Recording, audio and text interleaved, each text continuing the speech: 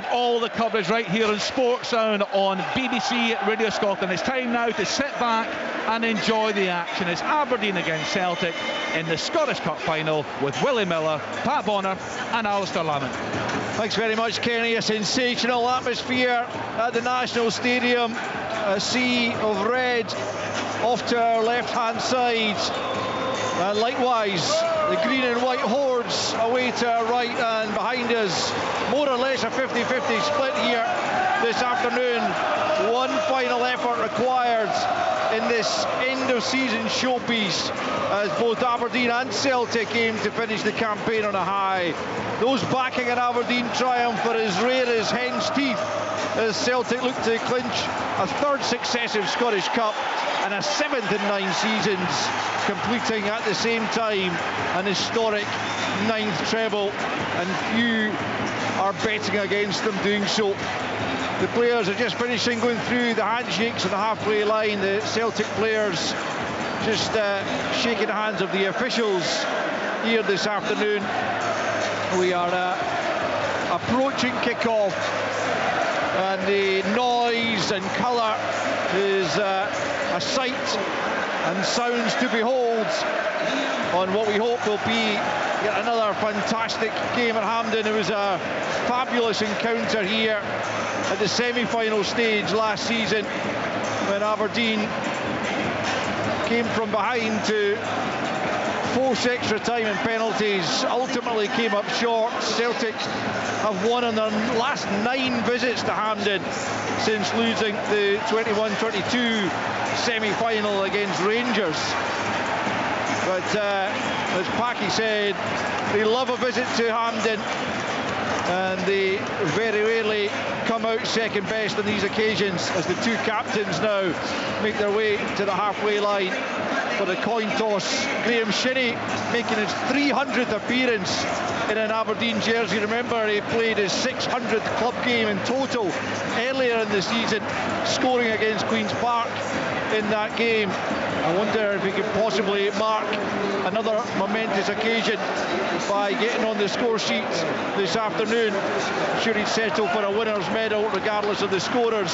That's for Callum McGregor. A 25th trophy he can potentially lift as the Celtic captain this afternoon, which would draw him level with the legendary Bobby Lennox, who himself was overtaken recently by James Forrest, who will have a chance to add yet another winner's medal from the bench here this afternoon. And Don Robertson taking charge of this one. It's his first Scottish Cup final. He was the man in charge of that tremendous semi-final here last season between the two sides.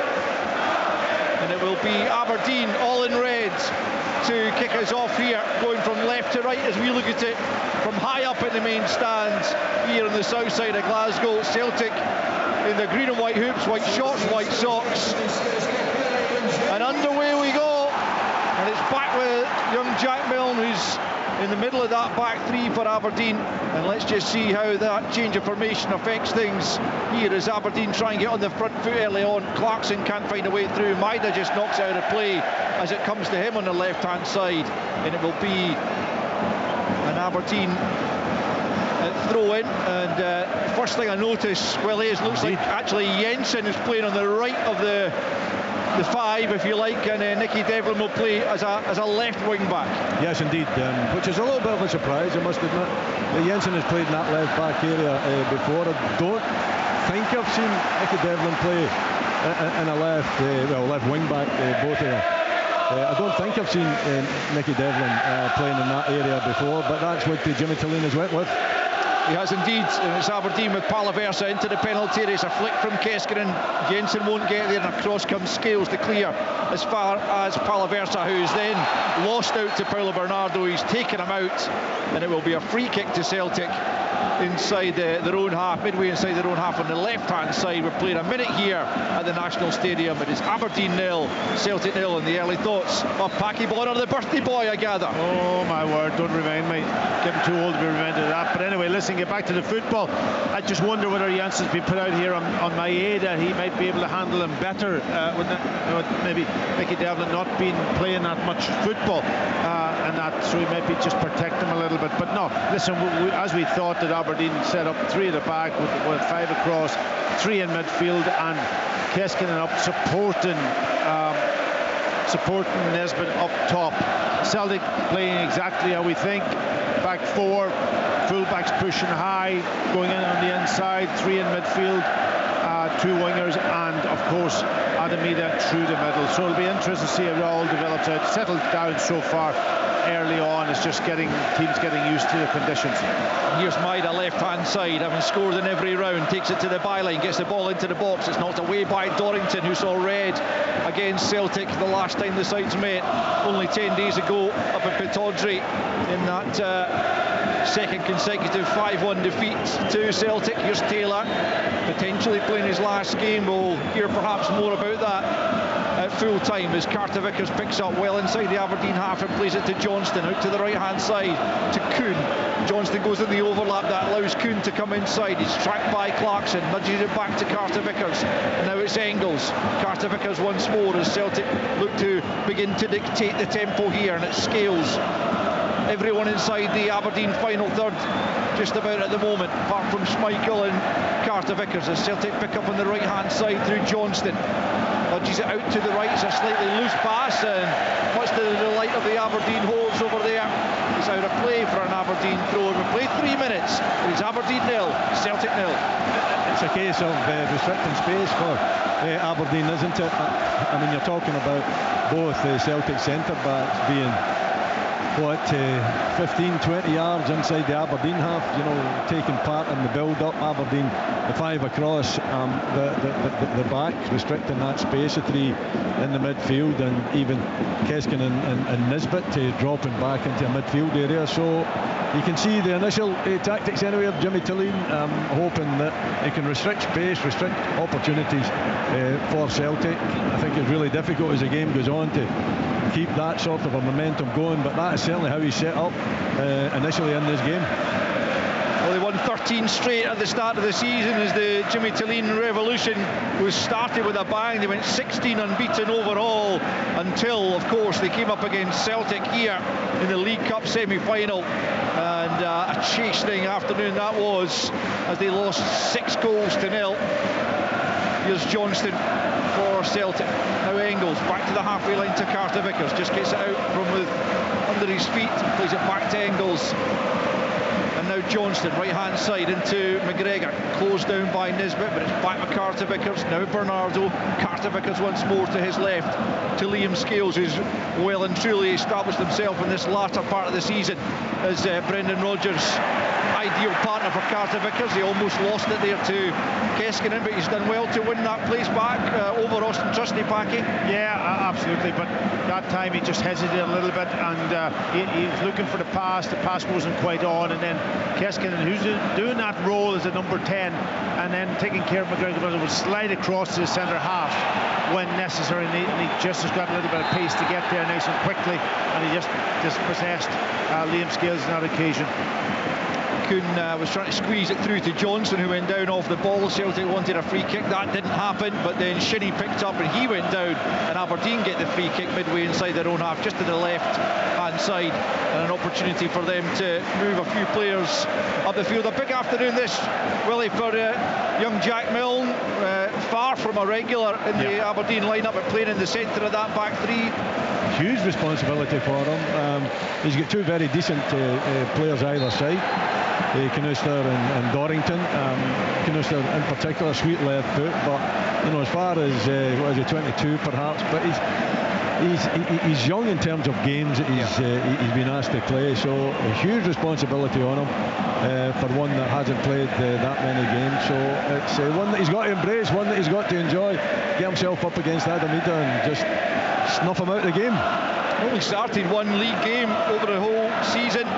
came on against Hearts in the semi-final here to have a big influence in the winner. His shot was parried by Craig Gordon and turned into the back of the net by Ori Dabag, who starts this afternoon on the bench. But for Milne, who's got Tobers on the bench as well, and he's been chosen in front of him. But it's Celtic in possession on the halfway line. We've played 6.5 minutes. It's Aberdeen 0, Celtic 0. It's Celtic, the cup holders, coming forward. Johnston clips it up to Engels, who nods it down, looking to bring Kuhn into play, but Aberdeen nick possession and have won themselves a throw-in over on the far side as they look to just play their way into this game. Yeah, listen, Celtic have got majority, I suppose, of possession, and they're pinning, but Aberdeen sliding across really well. They're keeping their distance as well. They're filling the gaps and just forcing Celtic maybe to go round them a little bit more. Here's a half mistake by Carter Vickers, gets away with it. Yeah, he just was slightly loose in his pass back to Kasper Schmeichel, but no chance for Keskinen to get there ahead of the Dane. And Celtic continue in possession, and it's Maida. Actually looks like Keskinen's almost playing the further forward of the two who are taking it in pairs, aren't they? You know, one will drop in, the other will go, and they're working. They're working not just McGregor, but the two centre halves also, and that's what you've got to do and stop Celtic just being comfortable. Well, if you can try and stop Callum McGregor, it's certainly half the battle in terms of trying to stop this Celtic side from performing as they like to, but there's so many other talents, and as we know, we've seen over the years Callum McGregor so clever at finding spaces, and here he is on the ball, the captain, playing it square to Greg Taylor, midway inside the Aberdeen half, in a central area as he likes to come into. Scales now square to Carter Vickers, and now Johnston, right hand side, midway inside the Dons half. It's Kuhn on that right flank, plays it back to Engels, who goes back to Carter Vickers, and then out to Johnston once more, right hand side. Callum McGregor picks up once more. Celtic enjoying the lion's share of possession as Ida just lays it off to Engels. That's just slightly behind Bernardo, and Aberdeen clear their lines for the moment, but Celtic pick up once more. 8 minutes in, and they're trying to put the pressure on this Aberdeen backline.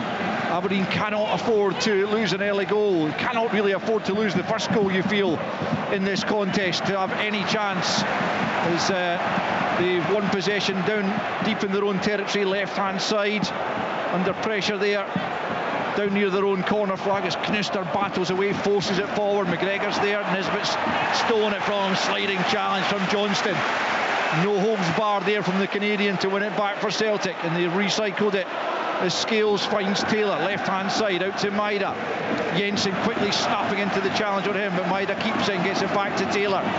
Aberdeen, though, looking well organised in these early stages. 9 minutes in, no goals as yet, as Johnston just edges away from Clarkson, right hand side, checks back once more. Clarkson gets the foot in, knocks it out for a throw in to Celtic, about 20 yards inside the Aberdeen half. Yeah, Celtic just keeping possession, but Aberdeen working hard, trying to fill the spaces, doing well, working off each other, but Celtic just waiting for the moment, waiting for that. I think Engels tried a couple of runs forward in behind the defence. He was well tracked, but that's what Celtic wait for all the time. Keep the ball moving and then wait for that little penetrating pass or somebody to make the run, sliding it through. There's not a lot of space there, though, Pat, is there really? With the five is definitely playing as a five, and out of possession they just retreat back there, and it's looking pretty solid in terms of not leaving the gaps in between these five players for Celtic to take advantage of. So listen, they're moving about. It's still early in the game, but it's a little bit of a struggle for Celtic to find the space, and it's a good sign for Aberdeen. 10 minutes in, that they're looking disciplined, they're looking organised. That can change very quickly, we all know that, but at this moment in time, early part of the game, it's looking good for Jimmy Tillane and his new formation. There's Clarkson changing onto the left hand side and exchanging passes with Nisbet. Jensen tries to squeeze it back through to Nisbet on the edge of the box. There were Aberdeen claims for a handball, didn't look like there was anything in it, and Celtic clear for an Aberdeen throw in this near side, the Aberdeen right, midway inside the Celtic half, to be taken by Jensen. Throws it back the way to Dorrington on loan from Spurs. We'll go back to Europa League winning side under the former Celtic manager Ange Postecoglou, as McGregor puts serious pressure on Graham Shinnie there. Too much pressure in the end for the referee's liking. He bundles him to the ground, and Aberdeen will have a free kick. But certainly with Shinnie playing in that midfield again, Willie, I mean, there are questions. He hasn't really played in that position all that much of late. Yeah, I mean, he started the season in there with Nielsen as well, didn't he? That was a preferred pair. He can play that role, no problem.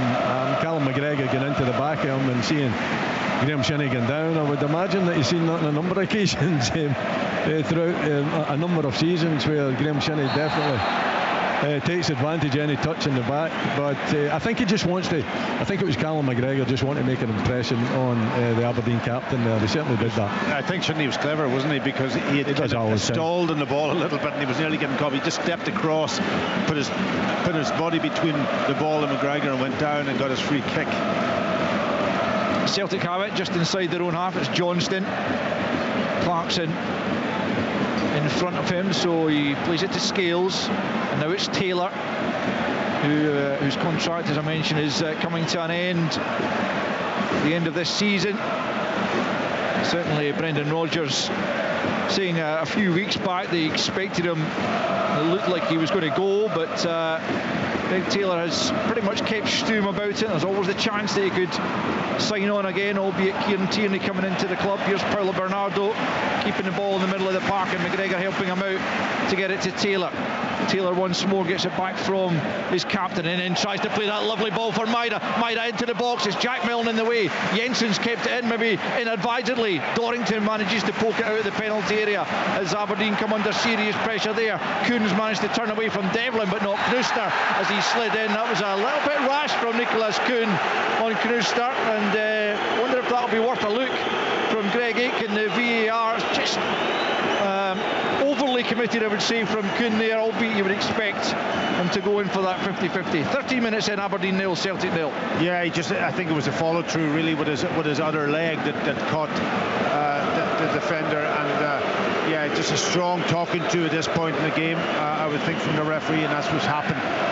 But that was the first time. That was the first time they played down this left-hand side, and they played that ball in behind Jensen for the pace of Maeda, and he got in. You could see him getting away quickly, and they were just waiting for that moment. Most of the play in this early stages has been down the right-hand side, and Maeda hasn't been involved. But that was the one moment that he got in behind. It was caught out, Jensen. There's no doubt about that. Ball watching, you know, when the real threat is in behind them, it's always a real threat is in behind them when the opposition's in possession in that sort of a situation, and I needed a better ball into the box. So Becky, I thought, from Maeda, I thought it was a rather weak cross into the box. It was easily dealt with by Dorrington, who took up that near post position.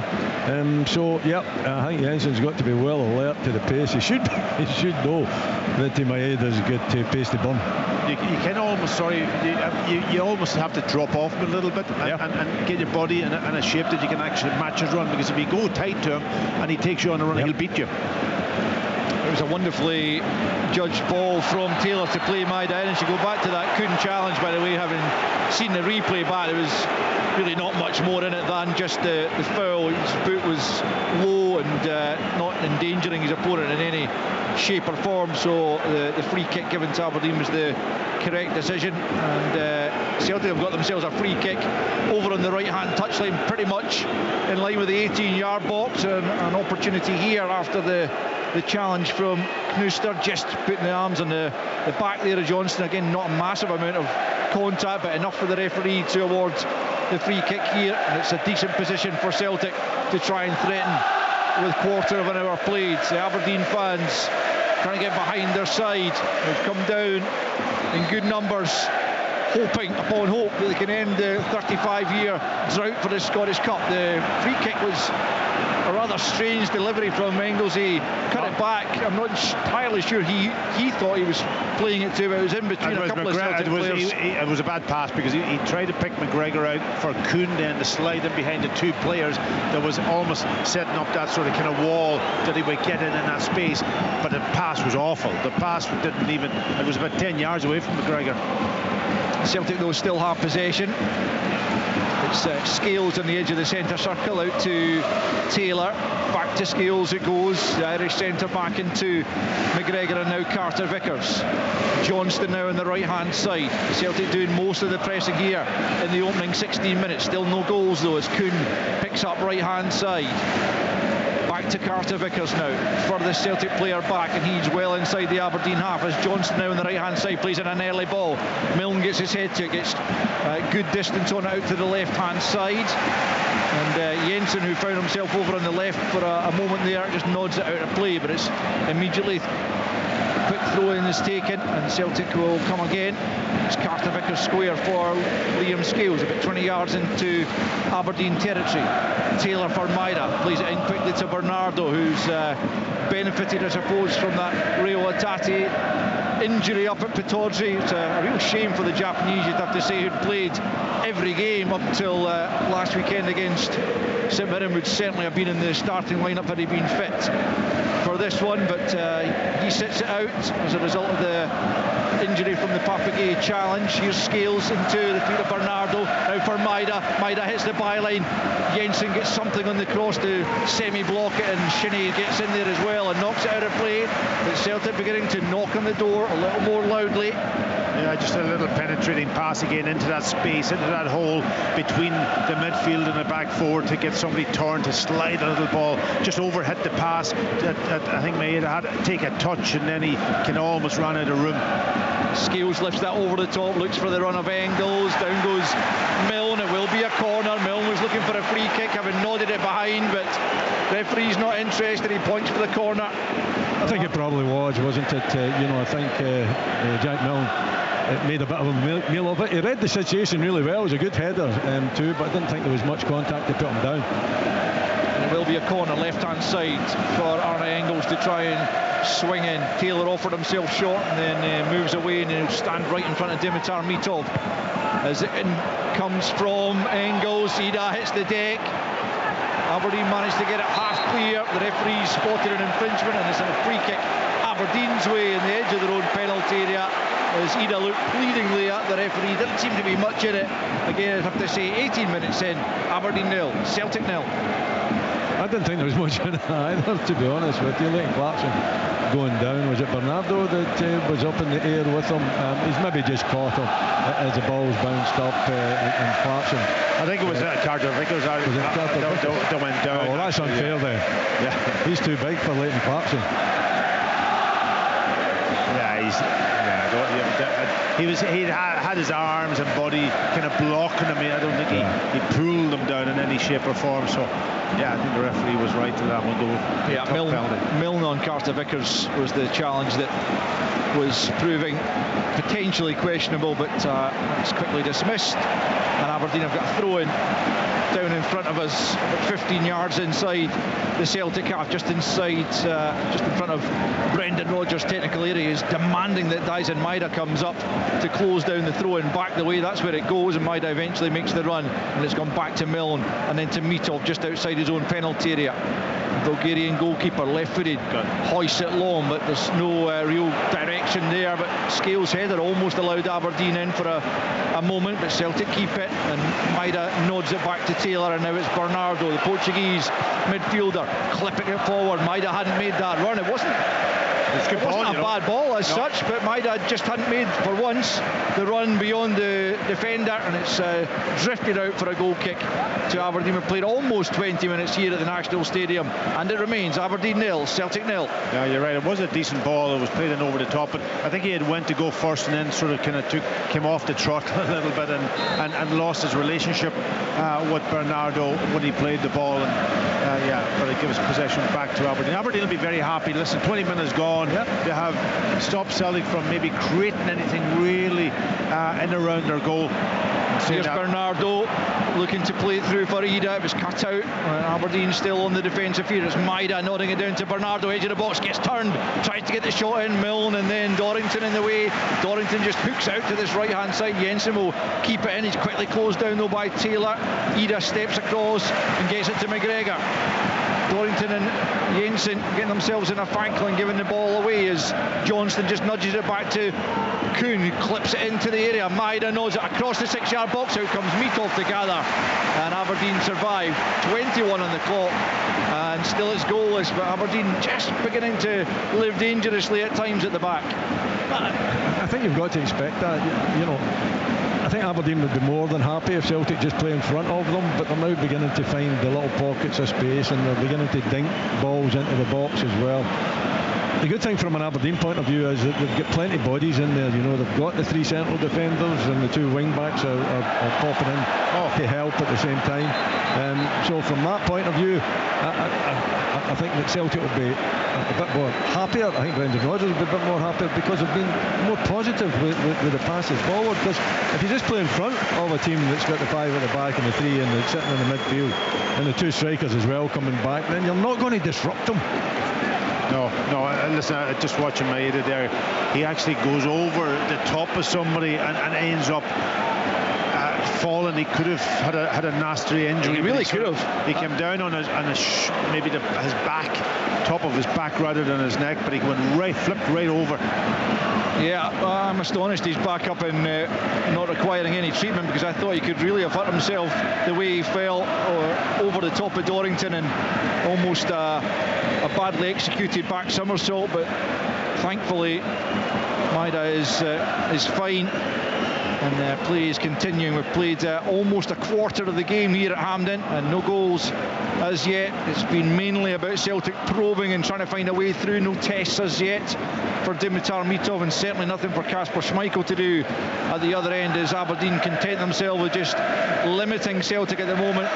You'd imagine if they can keep it goalless beyond half-time, then eventually they will try to become a little bit more progressive, but as things stand, they'll be looking to just get in at half-time with no goals conceded, because they have conceded a whole load to Celtic over the course of this season. 19 in the 5 games they've played, including the 6-0 here as Aberdeen win the throw-in over on the far side. 30 games they've gone winless against today's opponents, Aberdeen, since an Andrew Considine goal in the last day of the league season back in 2018 won it for them.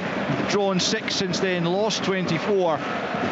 It is not a record that they are particularly proud of, and it's one they would love to end over the course of the next hour and a bit, as Carter Vickers gets his head to the ball, nods it down the right hand side. It's out for another Aberdeen thrown over on that far side. The Aberdeen left, midway inside their own half. Yeah, Celtic just need, if they're going to penetrate this Aberdeen defence, they need up to intensity, a wee bit of their passing and their movement just slightly. Another 5%, just take a little bit more risk in the forward positions, and then they will create the opportunities. It's too easy for Aberdeen to defend just now. That's what I would suggest.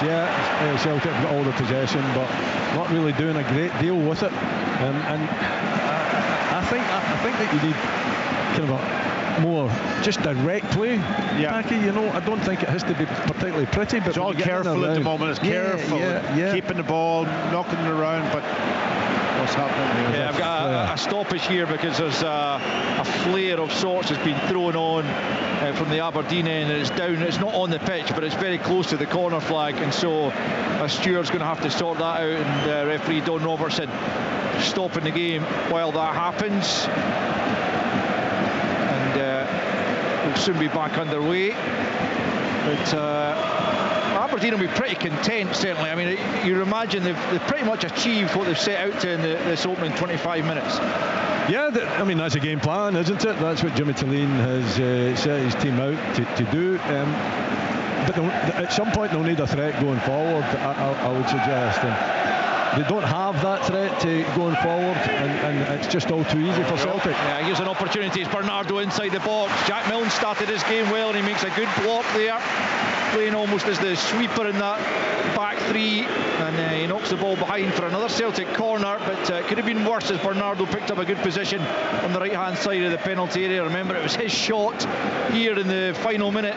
Last year it was spilled by Jack Butland for a gleeful Adam Ida to poke home the winner, and here's corner kick on that far side to be taken by Nicholas Kuhn, left-footed in swinger. Jensen gets his head to the near post, a good clearing header, and McGregor will go back and retrieve it. And now Johnston will take no chances as Leighton Clarkson closed him down. He turns it back to Kasper Schmeichel, who said, as I say, precious little to do. Won the FA Cup under Brendan Rodgers a few years back. And Celtic have it once more, this time just inside their own half. It's Carter Vickers picking up possession. Started last season's final, having missed the previous year against Cali Thistle. Engels just leaves it to McGregor, and now it's Carter Vickers. Again, Carter Vickers in scales well into that Aberdeen half as Celtic look to try and make inroads, and Kuhn's won another corner over on the far side. Yeah, Aberdeen getting good blocks in. You know, the block earlier when Bernardo ran in there was a vital block, because it was the first time he got into an area with ability and time to go and pick a pass, but the block was important. That was another block there from, again, up against Kuhn, but they've given away the corner, Aberdeen. Which Kuhn will take once more, right hand side, left footed, comes in from the German, it's an in swinger, Mitov gets a good fist to it, it's out of the penalty area, claims for a handball against McGregor, but Luke came off his chest, and now it's Kuhn, sends it back into a dangerous area, good header from Dorrington. Engels can't get there before Shinnie, and he helps it away, because that was dangerous once again. Aberdeen will pick up possession in the right back position. It's Dorrington, closed down by Maida, gets it forward to Clarkson, he nudges it on, Keskinen's offside, the flag goes up, and Celtic will have a free kick 10 yards inside their own half. 27 played.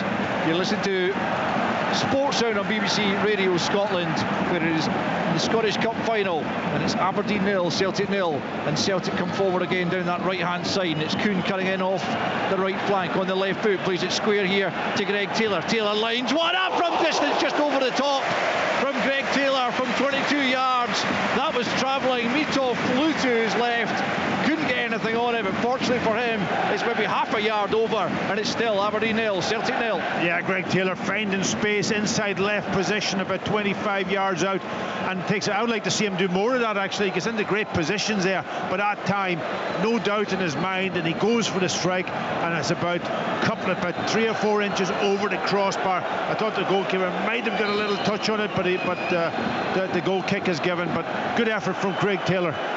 I think when you get opportunities like that, then you've got to take them. You've got to be prepared to take them on, because Aberdeen are making it really difficult. Space isn't there, so the space actually opened up for Greg Taylor, some 20 odd yards out, 22, 23 yards out. They take it on, hit the strike. He's unfortunate, just flew over the bar, but I think if it was under, I think Mitov would have got a hand to it back here. I think he would have managed to get a good hand onto it as well.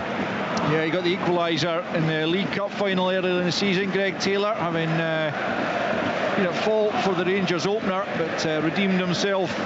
Celtic came back to win that one, and looking to complete the treble, of course, over the course of this afternoon, as Kuhn plays it infield to Bernardo. Now Engels back to Kuhn once more, midway inside the Aberdeen half, just right of centre. Now it's McGregor going to take the initiative here into the feet of Ida, who hasn't seen much of the ball, and he can't hold on to it there either. Aberdeen try and come forward, but immediately Packy, we've talked about it all season long, Celtic swarming round the Aberdeen player to get the ball back so quickly. Yeah, reaction from the players is really, really good when they lose the ball. But that time Adam should have laid the ball off first time into the path of Callum McGregor, who had played it into his feet and went for the return, but he took a touch, and the opportunity was gone. But it was a good effort. Here's Taylor at the angle of the box, left hand side. Now McGregor just dinks it into the box, but out comes Mitov to gather that one before any Celtic player can latch on to it. We've played almost half an hour, still no goals at Hampden between Aberdeen, who finished 5th in the Premiership, against the champions once again. Celtic, a 4th straight title for them, a 13th in 14 seasons. Their dominance of Scottish football in the last decade and a half has been quite something, and they're looking to continue that here. Yeah, Wally was saying that they have to find a way to get maybe into the game more in an attacking sense, and they haven't been able to do that. Even that from that goal, the goalkeeper's got a ball at his feet. He needs to find a way to play that ball into and pick up second possession. He just ends up playing at the Jensen, and it goes over his head, out for a throw-in. No, they don't have a target man. They don't have a number 9 that's big and strong. So Kevin Nisbet not be the one. Yeah, up to a point. Here comes Celtic. Bernardo won't catch that though, and it's out for a Aberdeen goal kick just beyond that half-hour mark, and Aberdeen continuing to stand firm in the face of pretty persistent Celtic pressure, albeit it's not been overly clinical, you would have to say, from Celtic. Remaining patient though, because as the guys were saying pre-match, they don't always go and win it early on, but eventually they normally do win it one way or another. As Mitov blasts it long over the halfway line, won by Carter Vickers. Then McGregor gets his head to it. Knuster nods it forwards. Celtic go back the way to Schmeichel. Carter Vickers just steps across Keskinen to make sure there's no real pressure on the Dane as Schmeichel knocks it forwards. Miscontrol by Knuster, and out for a throw into Celtic, more or less on the halfway line, right hand side as they come forward. Carter Vickers has it now infield to his left hand side for Scales. Now it's Taylor who's had probably the best effort so far, just a few minutes ago, just over the top. Maida, who's seen less of the ball than Nicholas Kuhn on the other flank. And now Carter Vickers for Johnston. It's a good ball into the feet of Engels, who gets turned and plays out to the right hand side to Kuhn once more. Johnston infield to Carter Vickers as Celtic continue to circulate the ball. It's good play. Bernardo into Ida, trying to find a teammate, but Shinnie nicks it off him. That's a good ball for Nisbet. Aberdeen will try and come forward. Too easy for Callum McGregor to nick it off him though. Aberdeen need to take more care of it when they do get possession, and now they've lost it. And it's Kuhn coming forward, right hand side. On his right flank was Engels on that occasion, usually Johnston, but it was Engels in support. But just going back there, it's a Celtic throw-in, but Willie, Kevin Nisbet picks up the ball in a good position. Yes, he's not got a lot of support, but he needs to take better care of it, surely. Oh, he's got to, he's got to have a far better touch on it. He's got to get his body in front of, I think it was Callum McGregor that came back and got the challenge in. And it's a great opportunity for Aberdeen to spring, and he's got Keskinen up with him as well. Callum McGregor looks as though he's struggling a little bit out there. He's up, he's walking, perhaps he's okay, but I think that challenge has taken a little bit out of him, maybe overstretched perhaps. Don't think there was much contact, but he seems okay. No, the first reaction was to get back and put his tackle in, and I think he's maybe got a bang on the hip. He was pointing to his hip, I think, what I've watched on the monitor here, but he's a critical player for them, of course.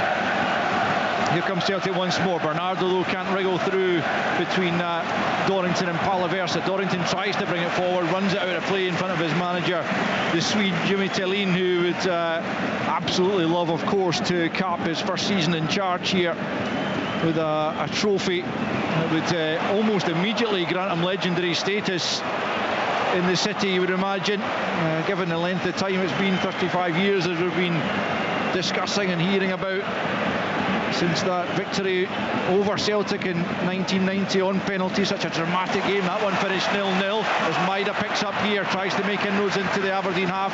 Again it's Milno sweeping up. Here come Aberdeen. It's right hand side, and it's Jensen plays it back to Palaversa. It's a really poor ball from Palaversa straight to Bernardo when he had the opportunity to try and lift it into the box. And Aberdeen, you'd have to say, they've been good defensively, well organised, but in possession of the ball they have been really too careless. And now it's Kuhn as Aberdeen are on the back foot again, but a good challenge from Knuster.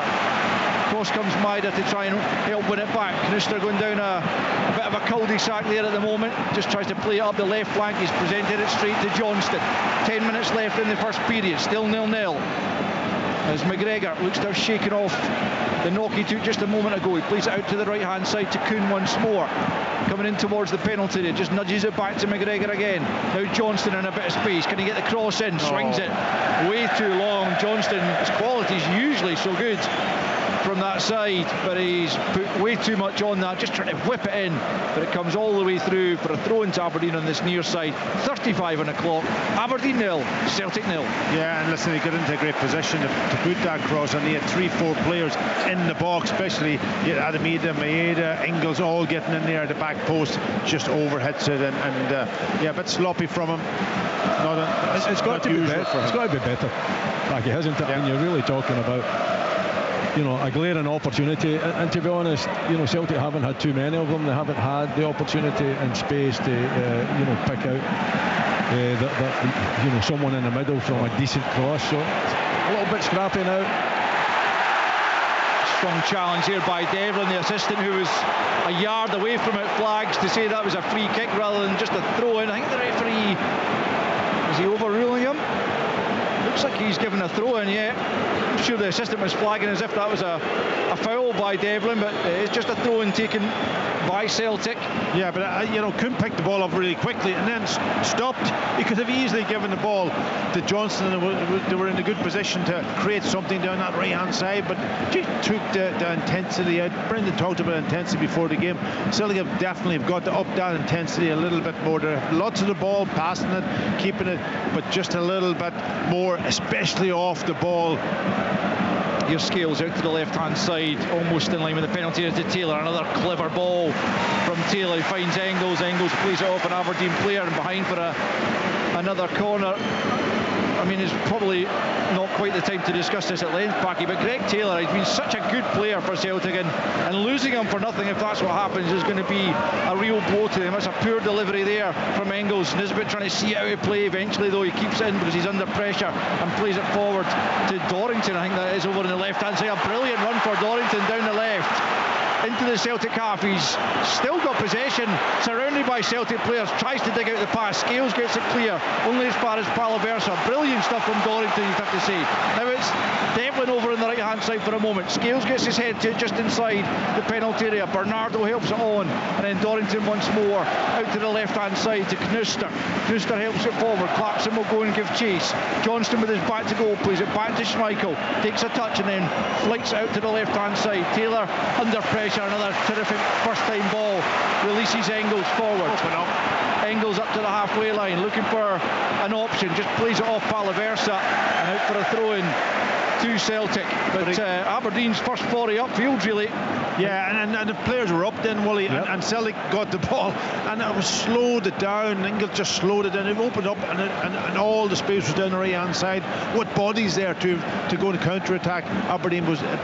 Talk about Aberdeen, Willie. Well, I wouldn't describe Alfie Dorrington as a ball carrier, but he certainly carried the ball extremely well on that occasion. That's Engels finding Maida, but a good slide challenge from Devlin, who I wonder, is he swap flanks with Jensen, or is it just a momentary thing? We'll see after this corner kick, which will be taken by Arne Engels on the left hand side. Celtic looking for the breakthrough before the interval. They've been frustrated by Aberdeen thus far. Aberdeen's change of formation looks like it's working. Taylor wanted that short. Jensen was slow to react, but Engels ignores him anyway, and he will play this one into the penalty area. 38.5 on the clock as Engels swings it in. Up goes Carter Vickers. It's in!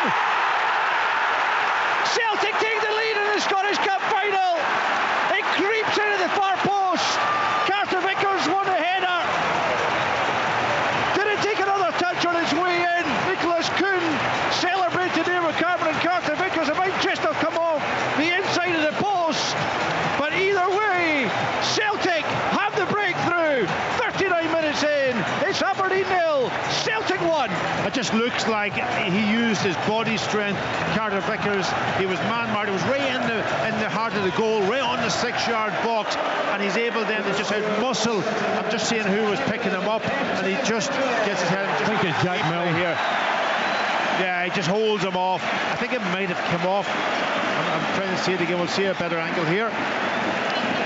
Came off the defender, I think. It does. I think, I'm not sure it's one of the other central defenders, but it's Jack Milne that's got a hold of him just now. I think it comes off Dorrington's shoulder. Yeah. So it's a little flick on from Carter Vickers.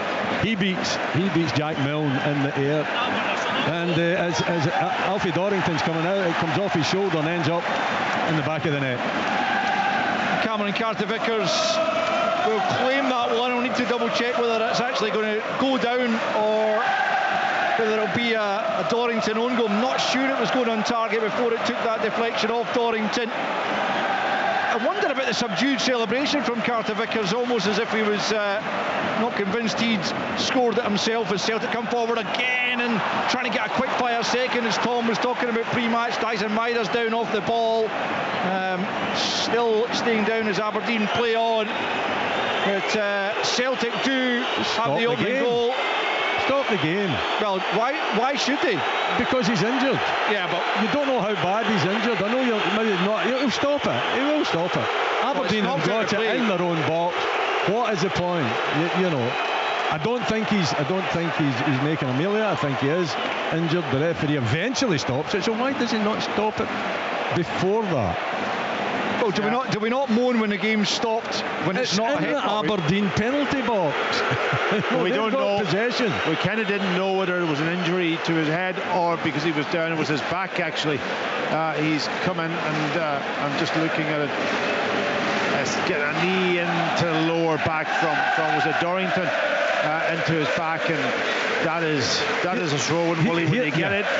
My point. Your point. I know exactly. Aberdeen have got it with a goalkeeper. You know, it's a perfect time actually just to stop it and allow. I'm with you if it's at the other end. Yeah. You know, Aberdeen have got an attack on, then I'm with you there. But I don't think in that he's got to take. And eventually he does make his mind up to blow the whistle anyway. Goal looks like it's gone down as a Dorrington own goal. Having got a red card in the last meeting, he's got an own goal in this one. Well, this is the point now that Tom was making before the game. Will Celtic now, you know, will they get going after that second goal and kill the game off? And that's where Aberdeen needs to now just have that leadership, have that concentration at the back. Don't get caught and be done on a second goal. Here's Bernardo, edge of the box though. Johnston's in a lot of room. Here he is in possession. 20 yards out. Plays it to Kuhn, right hand side of the box. Comes off Knudster. Another Celtic corner. And they are hunting that second goal down. And although Aberdeen did come back from 2 goals down at half time in the first meeting of the season at Celtic Park, you wouldn't put any money on them doing so again if Celtic are able to score once more before the interval.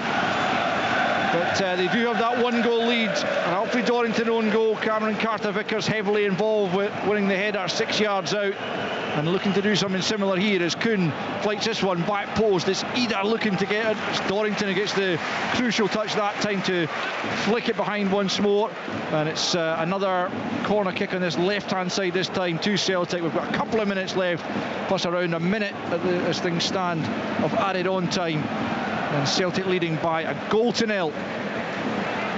Engels preparing to take the corner kick. It was his delivery, as so often this season since coming in, the Belgian, and so often on the money. And Cameron Carter-Vickers once more, among others, looking to cause some more problems inside that Aberdeen 6-yard box. Here it comes, right-footed from Engels, again into the 6-yard box. Mitov gets plenty on that. Carter-Vickers was up. And Clarkson's won it over on the left-hand side, plays it forward early, looking for Keskinen. Johnson's there first, now it's Jensen trying to make something of it. He's bundled down. Cameron Carter-Vickers wins it in the centre of the park, and he's going to go in the book there. I thought that was a fair enough challenge, but great challenge. Yeah, Don Robertson disagrees.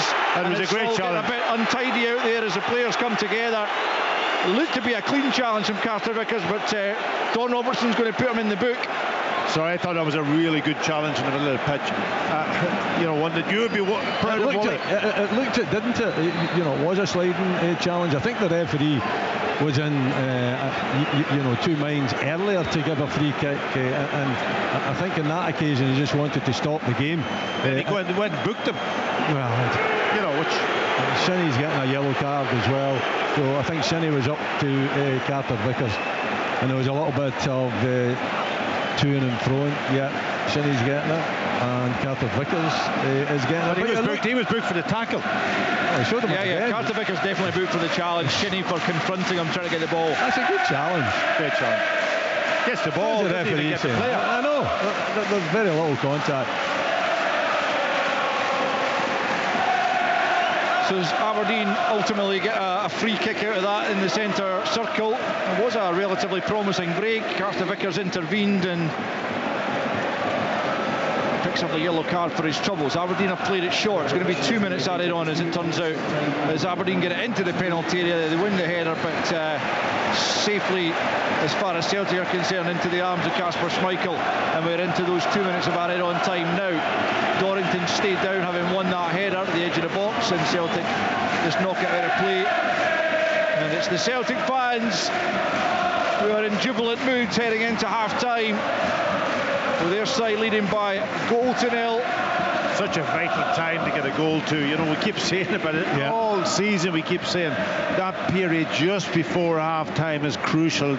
Change the whole dynamic of a team talk, everything, Willie. And it's a set piece, isn't it? And Aberdeen have not been great at defending set pieces this season. And you know, it's not as if Celtic are a team of giants either. And in fact, you know, Carter Vickers is not 6 foot plus. Is he touching on 6 foot perhaps? But you know, it really wasn't his height, Mackie, it was his strength, wasn't it?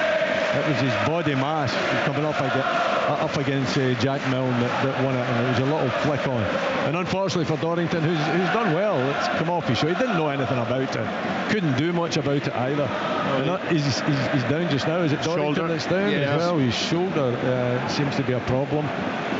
So, you know, Jimmy Tulane could have a problem, but he's got Christos Tobers on the bench who could come on and play in the same position, so he does have cover for him if he wants to keep the shape the same, and if the injury is that severe, he's okay, I think. Yeah, they'll certainly get him to half time, I think, and have another look at him in the dressing room. But yeah, we've just seen a rerun of the goal. There's nothing Dorrington could have done about that. But Carter Vickers, yes, it's his strength, but it's his spring as well, isn't it? He gets up so well, just dominated Jack Milne in the air there, and he goes in off the post in the end, and Celtic have the advantage. We're into a third minute of added on time, as that delay there for treatment to Dorrington is going to mean another minute and a half of stoppage time to be played. Aberdeen have given the ball back to Celtic, who knocked it out for Dorrington to receive treatment, and we're back underway. A minute to play then of stoppage time, with Celtic leading in the Scottish Cup final by a goal to nil, looking to claim yet another Scottish Cup 43rd it would be if they lift the trophy this afternoon and stay in possession. They've dominated the first half without overly troubling Mitov, but crucially they've got the breakthrough, and they're looking for a second here before the half-time whistle goes. It's Taylor midway inside the Aberdeen half, back to Scales and square to Carter Vickers.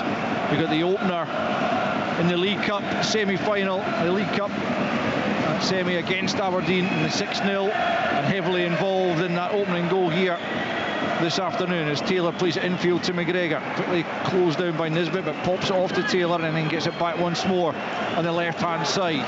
Celtic just content to keep possession here in the final few seconds of the first period. Engels back the way to Carter Vickers, and there is the half-time whistle, bringing an end to a hard-fought first period in which Aberdeen spent most of it defending in their final third. Greg Taylor with an effort over the bar from about 25 yards after 28 minutes was Celtic's best effort until 6 minutes before the interval, when Arne Engels from the left hand side swung in the corner.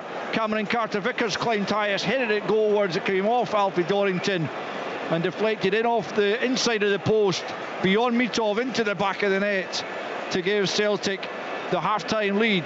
And so at Hampden in this Scottish Cup final, it stands at the interval: Aberdeen 0, Celtic 1. Aberdeen versus Celtic, the Scottish Cup final on Sports Sound from BBC Radio Scotland.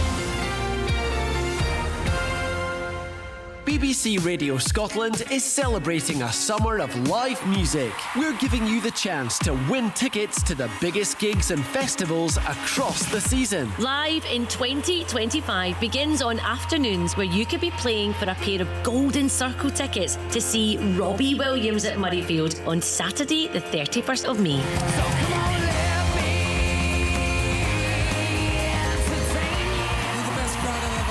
To find out how to win those tickets, listen to me, Michelle McManus, from 1:30 on Wednesday, that's the 28th of May. Win every Wednesday with Live in 2025 on BBC Radio Scotland. You're listening to Sports Sound on BBC Radio Scotland live from Hampden Park for the Scottish Cup final. A half-time score, Aberdeen 0, Celtic 1. Tom English, what have you made of that opening 45? It was very cagey, not a classic early on, but eventually Celtic finding their way through. Did you say not a classic? Yeah, that's the understatement of the season. Not.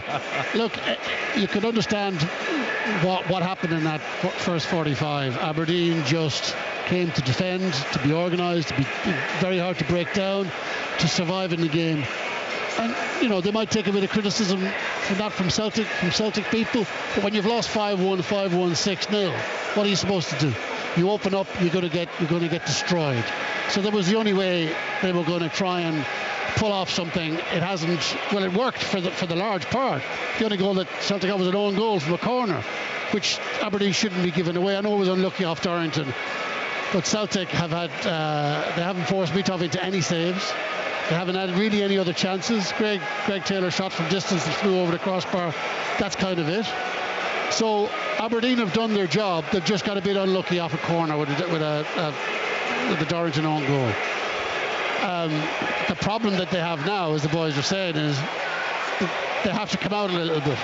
Eventually they're going to have to come out a little bit, put a bit of risk into the game, and Celtic are lying in wait for them. Celtic, they just gobble that stuff up, and they're just waiting for them. It's been a difficult half for Celtic, but they'll be thrilled, because Aberdeen have everybody behind the ball and Celtic still have the lead. Yeah, he's quite right, isn't he, Pat? Tom saying there that they'll be delighted with the half-time scoreline, obviously, but quite a lacklustre first half performance from Celtic. Yeah, it looked very careful, safe, keeping the ball, passing it, moving it, waiting for the moment to get in behind. That's difficult, as Wooly described in the commentary. No space really, and Aberdeen filled those spaces. Obviously having that extra player in the back line, and they've dealt with it most of the time. But now, and as Tom rightly says, they have to change if they're going to win. It's a cup final, so you have to try to win the game too. You can't just defend and hope to get away with it.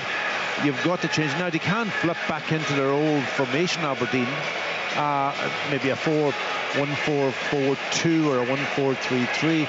They've got, I'm looking at the bench, they've got Papagia, they've got Daba, they've got Morris that changes. So they could change that to see can they take the game to Celtic. But if this game keeps going the same way, I think that Celtic will probably end up scoring another goal.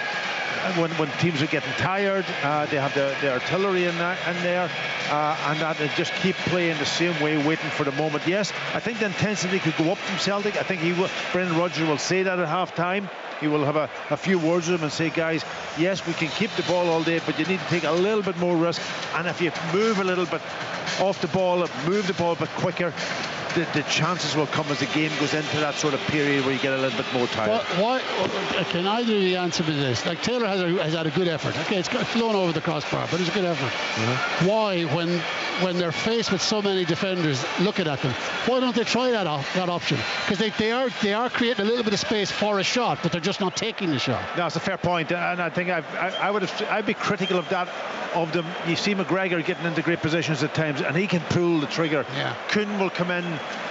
What does he do? He probably normally ends up passing the ball to somebody else. He might, early on in the season, he was taking those shots on, but the fullbacks getting into those positions, yes, absolutely. If it opens up and take a chance, have a go from that perspective. Do you not think that Celtic have got to try, firstly, to isolate the wing backs and get 1v1s, and then hope that Kuhn and Maeda can use their quality and their pace to actually hit the byline? They haven't done that nearly enough. They haven't isolated wing backs at all. And the other thing I would say is everything's in front of Aberdeen. There is no direct passes. What has he done? He does hardly touch the ball. Yeah. You've got a striker there, you've got a target striker there. I think what you want to be trying to do with he does, perhaps, it's an old-fashioned phrase, but a little 1-2 or a cross, a give and a go, perhaps is what they call it now. Play it into Ida and then go for it again. Try to disrupt Aberdeen. This is what I'm talking about from a Celtic point of view. Yeah. I'm delighted, by the way, that Celtic are not doing that. I don't think they're disrupting Aberdeen enough, but I think it's too easy for the Aberdeen three central defenders there. They're just sitting there. There's only one player they pick up. You've got to do something to try and defending well, though, Willie. Yes, they're defending well, and they're getting back in position very quickly. They've been organised, Tom. They've been disciplined. They've closed the space. You haven't seen too much space in between any of the five defenders. The two wing backs have done their job. They haven't done anything going forward, Aberdeen. I mean, their two strikers have been anonymous. Keskinen's done nothing. Nisbet had one opportunity and he couldn't control the ball. So they haven't done anything going forward, Aberdeen, which is disappointing for me. I think they need to try to have, understand what they're doing, and they're trying to make it difficult for Celtic, but they've got to have some kind of a threat going. What are they trying to achieve? I haven't seen Keskinen running beyond Nisbet. I haven't seen Nisbet coming back and taking the ball in. So you need to have some kind of an option up front. Otherwise, Celtic are just going to. And the good thing from an Aberdeen point of view is Celtic are playing in front of Aberdeen. Yeah. Does he stick with the shape, Willie? Does he stick with the shape until later in the game, Jimmy Tillene? At what point will he be looking to change it? Well, I think he might be reluctant to change it at half-time because, they have restricted Celtic, and Celtic haven't really put them to the sword. And I don't think Celtic have done enough, as we've just said, to disrupt the back three. So he's probably in there thinking, well, with a bit of luck, it could be 0-0 at half-time. Going into the second half, it depends what happens. It depends if Celtic get a second, then he's got no option. He's got to do something. He's got to open up, as he did in the second half at Celtic Park when they were 2-0 down. But at this moment in time, maybe he's just thinking if we keep it going. But they haven't created anything, Kenny. That's a problem. If they had managed to get a breakaway, if Keskinen had managed to run beyond Nisbet, if Nisbet and Keskinen had managed to link up, then perhaps that would give them optimism that they do have a threat. But so far they haven't had a threat. Nothing from midfield. Palaversa had a great opportunity when it was cut back to him, gives the ball away needlessly. Shinnie hasn't really had an impact other than defensively, and Leighton Clarkson hasn't done too much either. So I think from an Aberdeen point of view, Jimmy Tillene will be happy enough with the performance and how they've restricted Celtic, but at the same time he needs more. He definitely needs more. Yeah, I agree with that, but it's the timing of that. When does he change? I don't think he'll go out, because if he loses a goal early in the second half again, which Celtic can normally do, certainly then the game's over. The game's over. So you've got to stay in the game as long as you can and hope then. And I think he will definitely change it. I think you put Jaden Morris on. He's got the pace, he's got the strength, but you've got to find them players high up the pitch. Every time they get the ball at the back, it's almost like we'll try a pass, but it's not that accurate, and it's not getting up to the players in the right position, and then Celtic just winning the ball back again, and then they're just losing possession. Tom, I'm not quite sure what it is, but there's something going on over the far side there among the Aberdeen fans. There's quite a strong presence over in the corner, left-hand side of the goal, Aberdeen end. A very heavy presence of stewards. We can see, I don't know what they are. We can see objects flying. Whether they're cups, I don't know what they are, but they seem to be. This is another one. There's been a lot of them. I don't know what they are, but there's a heavy presence of stewards over there. Yeah, we'll keep a very close eye on that, Tom. What are your thoughts then ahead of this second period? What will Jimmy Tillene be contemplating right now in the dressing room down below us? Well, I think he'd want the same concentration levels, discipline levels. They've been very, very good. Of course, he'll want a bit more threat. Now, involved in that is risk. Involved in that is a gamble, and you could get vulnerable down the other end. But they can't keep playing this way and just losing 1-0, going out with a whimper. At some point, they're going to have a little bit of a go now that they're behind. If it was 0-0, they could stay like this and just hope for the best.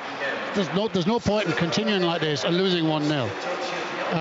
So I think they're just going to have to put a little bit, not immediately, but just see what happens. But they've had zero goal threat, not even a suggestion of a goal threat over on the far side. It seems to be. I don't know. Someone's saying it could be the stuff from the Tifo. I don't know, but it seems to be fine. I think, as far as Jimmy Tillene's concerned, surely he's got to be looking at his front two and thinking, They've had nothing out of them. Nothing out of them. You know, who's he got? He's got Papa Gay. He's got the bag. The bag's an athletic, energetic type of striker. You know, reasonably tall as well. Maybe a better target man than any of the two that are on just now. You've got Papa Gay as well, who's a big physical presence that might be able to do something a little bit different. The rest of them have done okay. The back five have done okay. Mitov's been pretty decent in goal. The midfield three, without being, you know, special, they've done all right, but it's mostly been defensive. But when they've had the ball, they've had no outlet, they've had no one to hit, they've had no target, they've had nothing to play over the top to run on to. So I think the front two, for me, would be an area to look at. Yeah, is that also maybe they don't have the wide men to play to two? You know what I mean? Because the wing backs are mainly back doing a defensive role. To go from a back five to get up the pitch to be an out is really, really difficult. You either stay higher up the pitch and leave that space for your almost your right and left centre back of a three to come out there and deal with it. But they're so tied up with stopping Maeda and Kuhn, and they're so restrictive in getting forward. There's no other out ball for them apart from the front two. And you're talking about the front two, so yeah, definitely.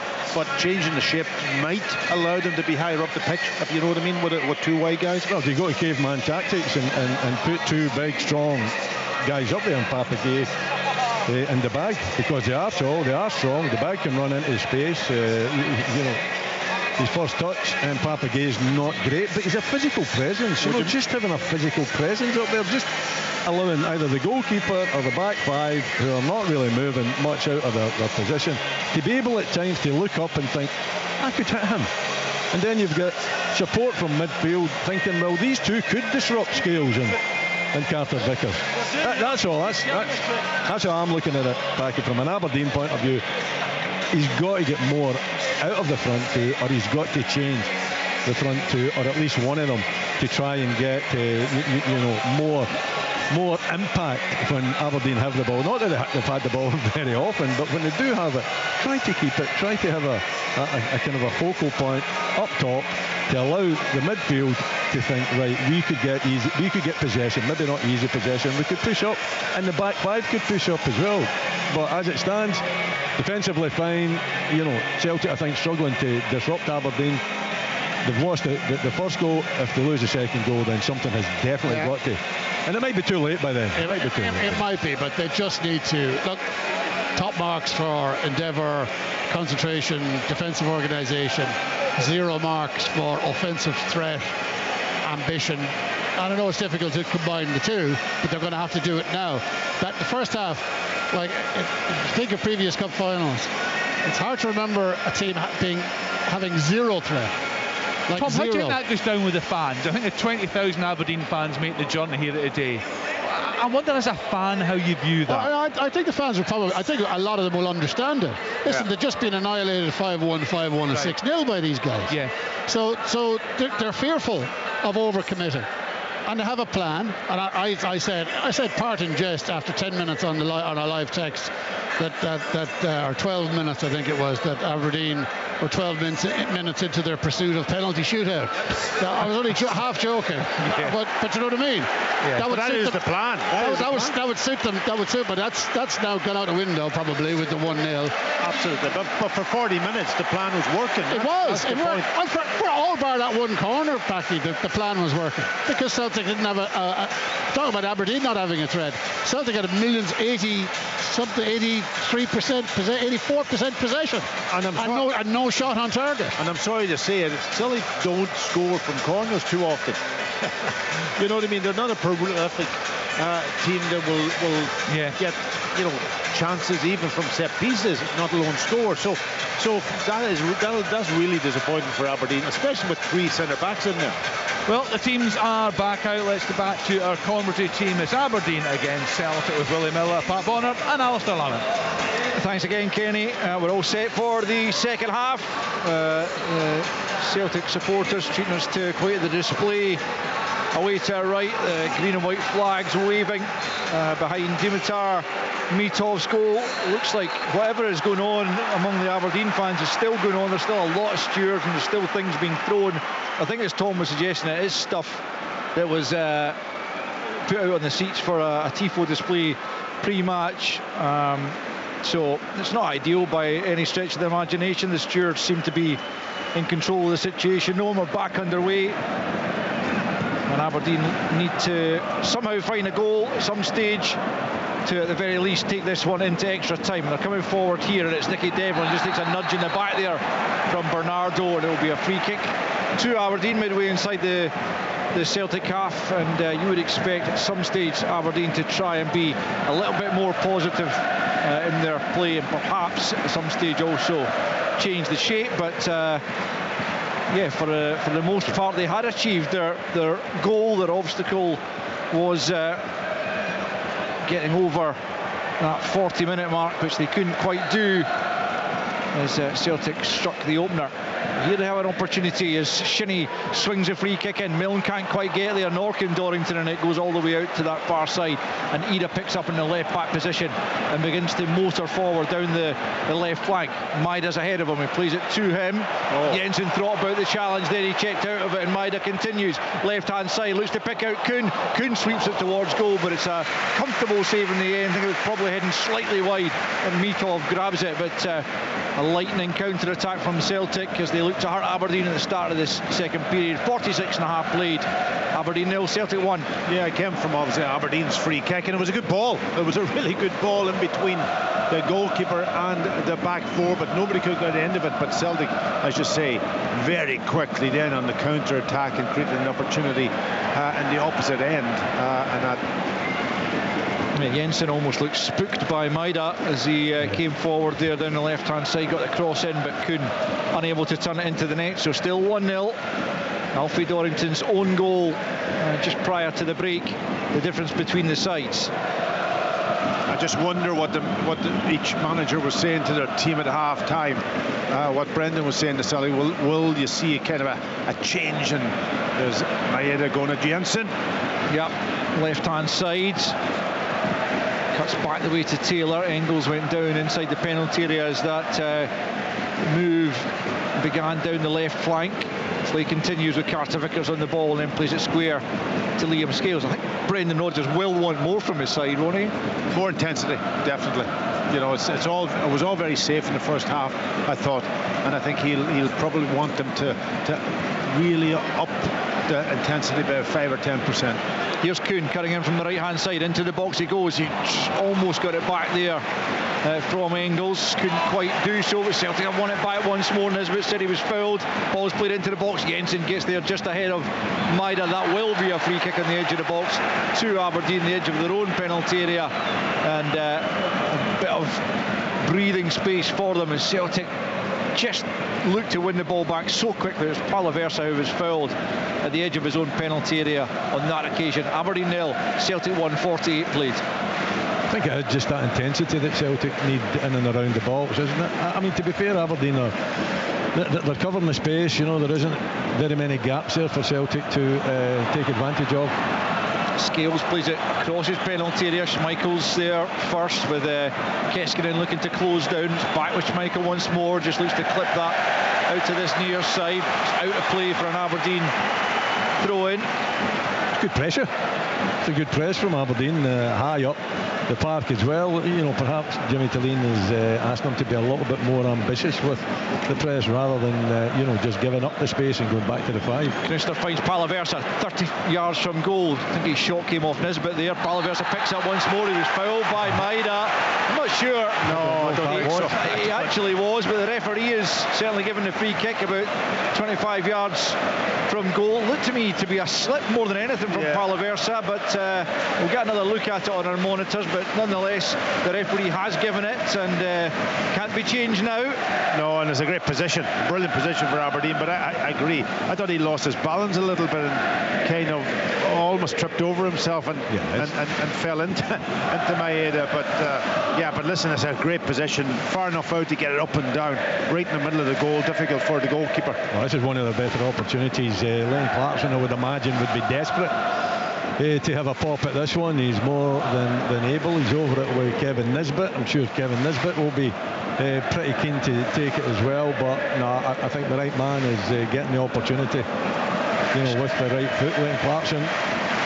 Yeah, Shinnie's also over it, but you would very much fancy Clarkson. It's very slightly right of centre, I think, about 27 yards from goal, if I'm reading the cut of the grass correctly and doing my arithmetic properly. It's Clarkson or Shinnie, right foot or left foot. Schmeichel stands in his line, the Celtic wall just inside the box. It is Clarkson who goes for it, but Schmeichel read his intentions all the way, stepped to his left and grabs that very comfortably. And after 50 minutes here, it remains Aberdeen 0, Celtic 1. Yeah, I think he's seen the ball as it's been hit, so he could move his feet across the goal.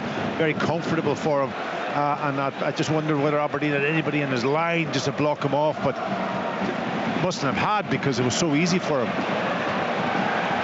Devlin gets it back to Mitov. But that'll definitely go down, I think, as Aberdeen's first shot on target. We'll be looking to get a few more of those as they try to get an equaliser here at Hampden in the Scottish Cup final. Jensen under pressure there from Taylor, plays it off him for a throw-in, more or less on the halfway line. Back the way he goes to Dorrington, who has recovered from whatever the knock to his shoulder was just before the interval. As Mitov plays it long up to the halfway line. Carter Vickers puts his head in where it hurts and gets the free kick. Nisbet's boot adjudged to have been high there. And Carter Vickers again just using his strength and also bravery to get his side that free kick right on the halfway line. Callum McGregor looking to take it quickly, not allowed to do so, but just plays it short to Bernardo, who clips out to this near side, the Celtic right, to Johnston, back to the halfway line to Carter Vickers, just inside the Aberdeen half, plays it infield once more to Bernardo, straight ball forward to Ida. Ida takes a touch, then a little flick between his legs and finds Engels. Good play from Ida that time. Good ball from Johnston across goal, and Milne turns it behind his own goal and behind for a corner. Again, it's good defending from young Jack Milne. He's done just about everything, barring losing Carter Vickers for the Celtic goal, but otherwise he's in a good game at the heart of the Aberdeen defence. Yeah, the cross went actually through the first defender, and so he didn't see it probably till very late, but he just reacted, got his foot to it. Celtic corner then, right hand side, to be taken by Kuhn, left footed into the near post. His glance goal was by Maeda, but just over the top from the Japanese, looking to write his name in the history books with a goal in every round, including the final, but just over the top on that occasion. 53 on the clock, Aberdeen 0, Celtic 1. I thought he should have done better. He's lost Nicky Devlin. Nicky Devlin was his marker, and he's made the run to the near post, and I don't think he was under too much pressure. He gets a little flick on it, but just gets too much. Better play from Aberdeen. The pass from Palaversa wasn't good enough for Keskinen, and Celtic pick up, and could be away here on a counter of their own as Bernardo plays out to the left hand side to Maeda, who's up against Dorrington here, coming in field. Shinnie comes across to help. Dorrington sticks his head in the way, and it breaks for Bernardo. Now it's McGregor, about 15 yards inside Aberdeen territory. To his left is Taylor, back to McGregor. Everyone behind the ball again for Aberdeen as Taylor picks up again on the left hand side and then goes back to Scales. Scales plays it square to Carter Vickers, and then out to the right hand side to Kuhn. Cross comes Devlin, he's not getting close to him yet, clips it into the area. Milne's there once more to fend it off. Carter Vickers picks up the loose ball and finds Johnston, who in turn plays it to Kuhn. Kuhn coming forward, tries to reverse it to Johnston, but across comes Knuster, gets there first, clips it down the line. Carter Vickers heads it forward once more. It'll come back to Knuster, who takes a touch away from Johnston, just slightly touched by the Canadian, and he goes to ground, wins his side a free kick. 54 played, 1-0 Celtic lead. Yeah, just feeling the game's opening up a little bit, Willie. I think Aberdeen have opened up a little bit. There's more intent to go forward. I don't think there's any doubt about that. I think the energy is there in the midfield. The low block is not as low as it was, and certainly the gaps between that back five and the mid three has opened up, and it's made Aberdeen have a little bit more of a threat. Taylor fires it forward, just too much on it after some cool defending in the first instance, but he couldn't find Maida with the pass forward, and it's bowled out by Mitov for Dorrington. Maida getting back at him, Dorrington battling away but losing out, and Taylor gets it to McGregor. Good work ethic as always from Maida, and forward it comes in the left channel for Ida, last season's Scottish Cup winner, that final minute goal against Rangers. Here's Taylor into Maida. Celtic just slow it down a little bit once more. There's going to be a change for Aberdeen with Papagay preparing to come on, the first change of the game, as Kuhn picks up right hand side about 20 yards from the byline, plays it short to Johnson and gets it back, and now it's Bernardo nudging it to McGregor and then back further to Carter Vickers. McGregor once more midway inside the Aberdeen half. Here's Johnston, into Bernardo it goes. Clarkson trying to get close to him, but it's out to Kuhn on the right hand side, allowed to come in on his left foot, plays a little bounce pass, not once but twice, and it comes to McGregor. They're playing those little balls in there. There's opportunity for those players that are receiving to open up a little bit and play forward. They're just bouncing it back again to where it came from. Carter Vickers plays it square to Scales, 10 yards inside the Aberdeen half. Now it's Taylor. Still Gay waits patiently to come on. It'll be interesting to see who he comes on for, as Maida is looked to be fouled there by Jensen as he played the ball backwards. Celtic still in possession, so play continues. Johnston's measured that perfectly. That was a slightly dodgy challenge there by Knuster on Ida. Ultimately it's off Milne for a corner kick. Could have been worse there had Knuster caught Ida as he made the challenge, and now despite the fact that it's a corner kick that Aberdeen are defending, it's going to be Keskinen who's replaced by Papagay on the 57th minute. And got your wish, Wally? Yeah, well, I'm not surprised. I don't think Keskinen is the type of player that can play as a number 9 or a number 10. He's a wide player, he's a ball carrier, he'll get you up the park, he can play right, he can play left, but he's not that target man either, and they've had nothing out their front too, so you need someone, a bit of presence. Papagay's got a bit of presence, and his touch is not the best, but at the same time he's got presence, he's got good height, he could be dangerous at set pieces if Aberdeen can get set pieces in and around the Celtic box. The first thing he needs to do is help defend this set piece that Celtic have, the corner kick on the right hand side. He's booed onto the park by the Celtic fans as Kuhn swings it in. It's a good delivery, but Mitov gets 2 fists to it, only as far as Bernardo helps it back in. Ida looks like he's offside. Maida challenges the keeper, but he grabs it anyway. Papagay involved in that challenge with Hatate at Pataudry that ruled the Japanese midfielder out of this afternoon's cup final. Mitov's not happy that he was impeded there as he tried to clear. He is going to get the free kick. He's now been spoken to by the referee about his complaints there, but it will be a free kick. Yeah, I'm not surprised that he's complaining, because as a goalkeeper you're trying to hit on the counter-attack, and if you're impeded when you're striking the ball, then obviously that quick goes out the window, and I thought the referee might have booked Maida for that one. Stand up for the goalkeepers, of course. No card shown as Mitov gets it to Shinnie, and Shinnie out to the left hand side to Knuster, down the left hand side for Clarkson. Devlin had just gone offside, so it's an intelligent ball infield for Gay. Papagay 25 yards out, spreads out to the right hand side when he could have had a goal there, as Parky's suggesting. Comes back here with Jensen, infield to Shinnie. Aberdeen need to take any opportunities that present themselves, and that was at least a half a chance for Gay to go for goal. Milne gets it to Shinnie, middle of the park. Now it's Palaversa, tries to bend the ball into the box. A good clearance and challenge there from Scales. The offside flag is up though in the end against Aberdeen. It was Devlin again getting in there into the penalty area. Celtic get the free kick just a couple of yards inside their own box. Just a minute short of the hour mark. Aberdeen 0, Celtic 1. Well, it's much better. It's now a contest, at least with Aberdeen's approach to the game. Not just happy to sit back with the 5. Yeah, they'll go back you know, and have the 5 at the back and make it difficult for Celtic. But when they've got the ball, there's more intent to get forward. The midfield players are trying to support the front too. I think Papagay coming on is at least a bit of a target. I think Nisbet's got to make himself more available for any ball that Aberdeen have at the back. And generally, there's much more space from an Aberdeen point of view, from the 5 to the 3 in the middle to the 2 up top, and it's made a much better game, and I think it's given the Aberdeen fans a little bit of hope. Here's Johnston though, out to Kuhn, attacking down the right hand side. Devlin read the pass there for Johnston. 2 number 2s come together. It's a bad decision there by Knooster. He's given it away to Kuhn. Now it's McGregor, 25 from goal, plays it into the feet of Bernardo, out to the right to Engels. Engels comes forward. Knooster makes the clearance from just outside his own 6-yard box, knocks it out for a throw in to Celtic, about 15 yards away from the corner flag. An hour played, 1-0 Celtic leads here at Hampden.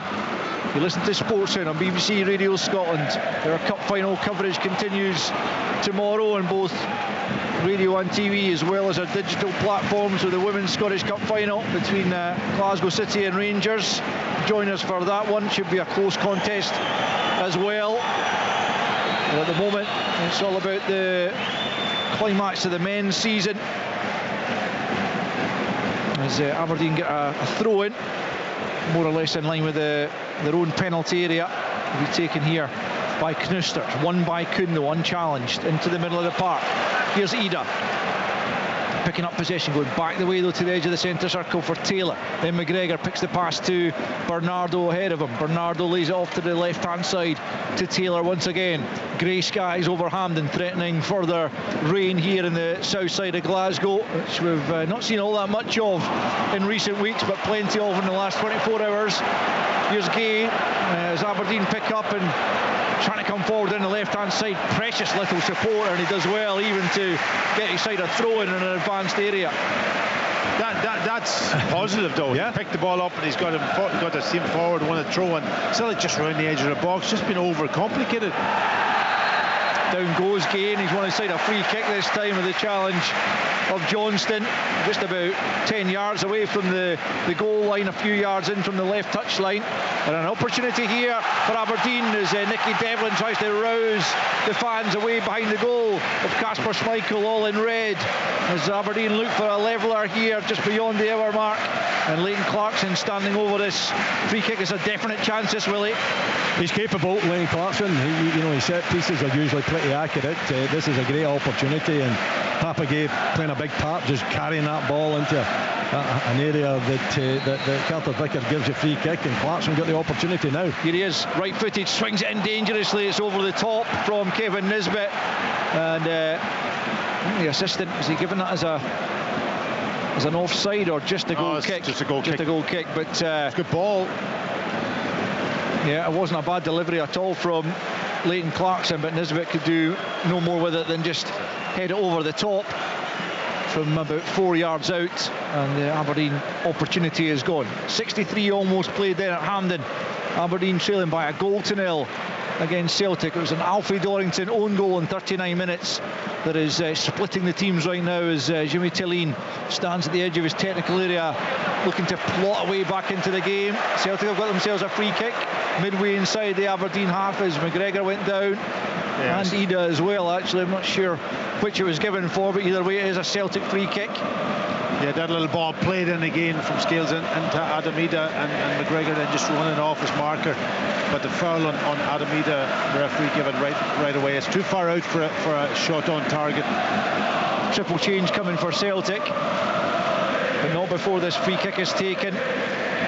It's taken back the way by McGregor to Carter Vickers, out to his right hand side. Kuhn now picks up, comes away from Devlin, threads it into the edge of the box. It's Bernardo. Can he get the pass off here to Engels? He can. It's Engels from the edge of the area, off the post. So unlucky for Engels. Mitov down to his right, couldn't reach it, but Engels denied by the upright, and Aberdeen breathe a huge sigh of relief. The danger not over though. Bernardo again involved. Maida on the spin, left foot shot straight at Mitov. 64 in, and it's still Aberdeen 0, Celtic 1. Yeah, it was a good play from Celtic, just linking up and around the edge of the box. I was saying earlier that they were a bit overcomplicated and too many passes. This time it was clinical, in, back, shot off Ingles, venting it round, almost round the defender, and the goalkeeper had no chance, just comes off the outside of the post. It was good, really good effort. Here's the changes coming. Yeah, Forrest, McCowan and Yang are the players coming on. Nicholas Kuhn is making his way off. He's the first to be replaced. And other player coming off, well, that looks like it's Arne Engels' last act, as he is also replaced here. And Aramida is making his way to the touchline. His race has run, not as much of an impact as last season's final. Nonetheless, if he's picking up a winner's medal at the end of the afternoon, he won't be too bothered. So 3 changes from Celtic, pretty common from Brendan Rodgers round about this juncture, and that will give them fresh legs, fresh impetus, as they look to see this one out. Forrest has been flying in the last couple of weeks, hasn't he? And he's obviously got the confidence of getting his goal last week, so he will make an impact. Maeda going through the middle gives him that pace in behind, of course, and I'm not sure who's going to play out. Oh, Yang is out on the left-hand side, sorry. Yeah, he's come on the pitch also. So, like for like changes. I mean, Forrest and Maeda, that's the two that would worry me if I was part of that Aberdeen defence. Maeda is sharp. Ida isn't that type of player, just totally different players. And James Forrest seems hungry. Here's a Clarkson free kick though from the left-hand side. It's well won by Taylor inside his own box. Bernardo picks up, chests it down, and then thumps it up to the halfway line. Jensen is there. First to it though is substitute Yang, who plays it back the way to Taylor. It's a wonderful moment, you have to say, almost regardless of who you support, to see James Forrest getting that goal. I'm sure St Mirren fans didn't really want him to get it, but to score a 16th goal in consecutive seasons is quite phenomenal. As Celtic come forward down the left-hand side, still leading by a goal to nil. 66 played here at Hampden. This game is not over yet. Celtic will want a second to give them that greater cushion. They're looking for it here as Yang picks up 25 from goal, just behind McCowan. McCowan manages to get it back to Yang, and now it's Bernardo back to Carter Vickers, now to the right-hand side to James Forrest. The most decorated Celtic player in on the left foot, tries to get it to McCowan, and he almost get it back into the path of Forrest. Aberdeen get it clear, and now they're coming forward, and they're 3-on-3. Can Nisbet pick the right pass here? He's got Jensen up with him out on the right-hand side. Aberdeen trying to flood bodies into the box. Not a bad ball, and Scales slices it behind for a corner, and that gets the Aberdeen fans on their feet. Good. That was a good ball in, but Scales had to go for it. That awkward height, really up round in between his chest and his knees, and he had to go, and he just, well, it could have easily went into the back of the net, but you got to give him credit for getting it in front of Nisbet and making sure he could get it. But it was a good play from Aberdeen, good breakout. It's a good break. It's intent there, and they've done it on a number of occasions. Yeah, it opens up the game a little bit, but you've got to have a threat going forward, and that certainly could have easily ended up in the back of his own net.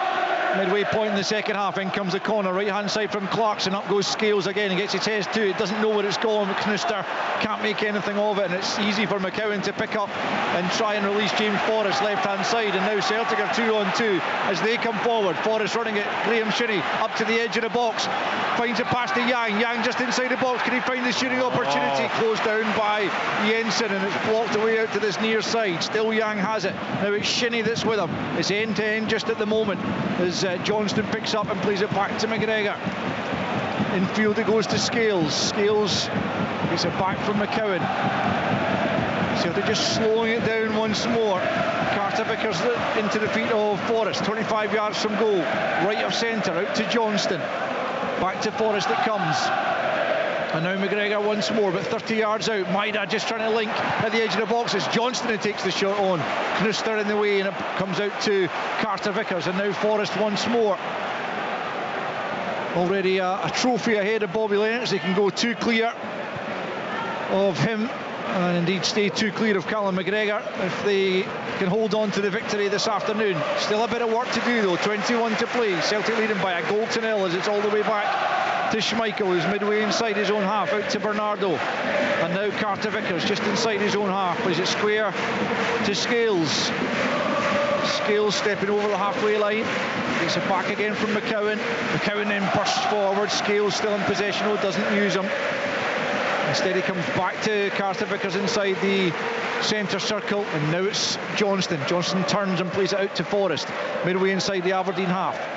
Right hand side, picks it past to McGregor's in a bit of space. Now Bernardo. Bernardo with a poor ball in straight at Mitov. He really should have done better. Maida was lurking, but he couldn't find him. Almost 70 played as down goes Jack Milner. I think with a bit of cramp, understandable given he's barely started all season. He's played 70 minutes on this huge Hampden surface, acquitted himself well, but it might be time for Christers Tobers, or indeed potentially a change of shape. He is going to need a bit of treatment here as he's gone down just outside his own 6-yard box. 70 on the clock. Aberdeen 0, Celtic 1. Yeah, he'll be feeling it, Jack Milner. He's done awful well. Okay, he's involved in the goal, but hasn't had too many starts. He's young in terms of experience. This experience this afternoon will do him a world of good. But out there on the pitch, it's a huge pitch. It takes its toll as well. He's been worked pretty hard.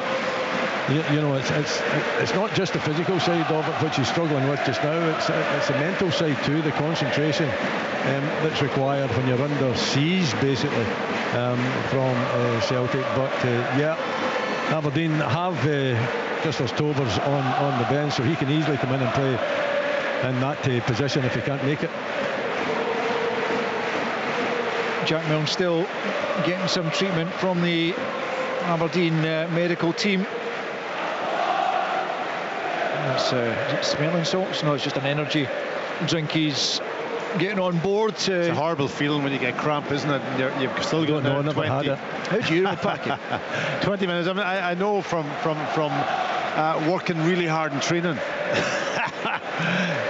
But when you do, I get cramp now and I'm at my old age, and it's a horrible feeling when you get it. Well, just under 20 to play here in the Scottish Cup final. Can Aberdeen find a goal that might force extra time, or can Celtic get another one to make it a little bit more comfortable for them? They haven't been under too much pressure, it has to be said, but well, it's at 1-0. There's always that threat of a breakaway as Gay goes up to win the ball above Liam Scales. Nisbet trying to get it back to him, might break for Clarkson inside the box. Some claims there from the Aberdeen fans of an infringement there. I didn't see anything myself as Celtic get it clear. Knuster goes back to Mitov. Mitov slices it left-footed out of play for a Celtic throw-in, and it will be Alistair Johnston to take that midway inside the Aberdeen half. Gets it back from Forrest, then steps away nicely from Devlin, then goes down under the challenge of Clarkson, and Celtic get a free kick in a really good position right of centre, but just outside the penalty area. It's quickly taken by McGregor. Now it's Forrest into the box, comes back to McCowan, gets a shot in, Kruster in the way. The effort from Beck Taylor just over the top, claims there was a touch. Referee agrees, Celtic corner.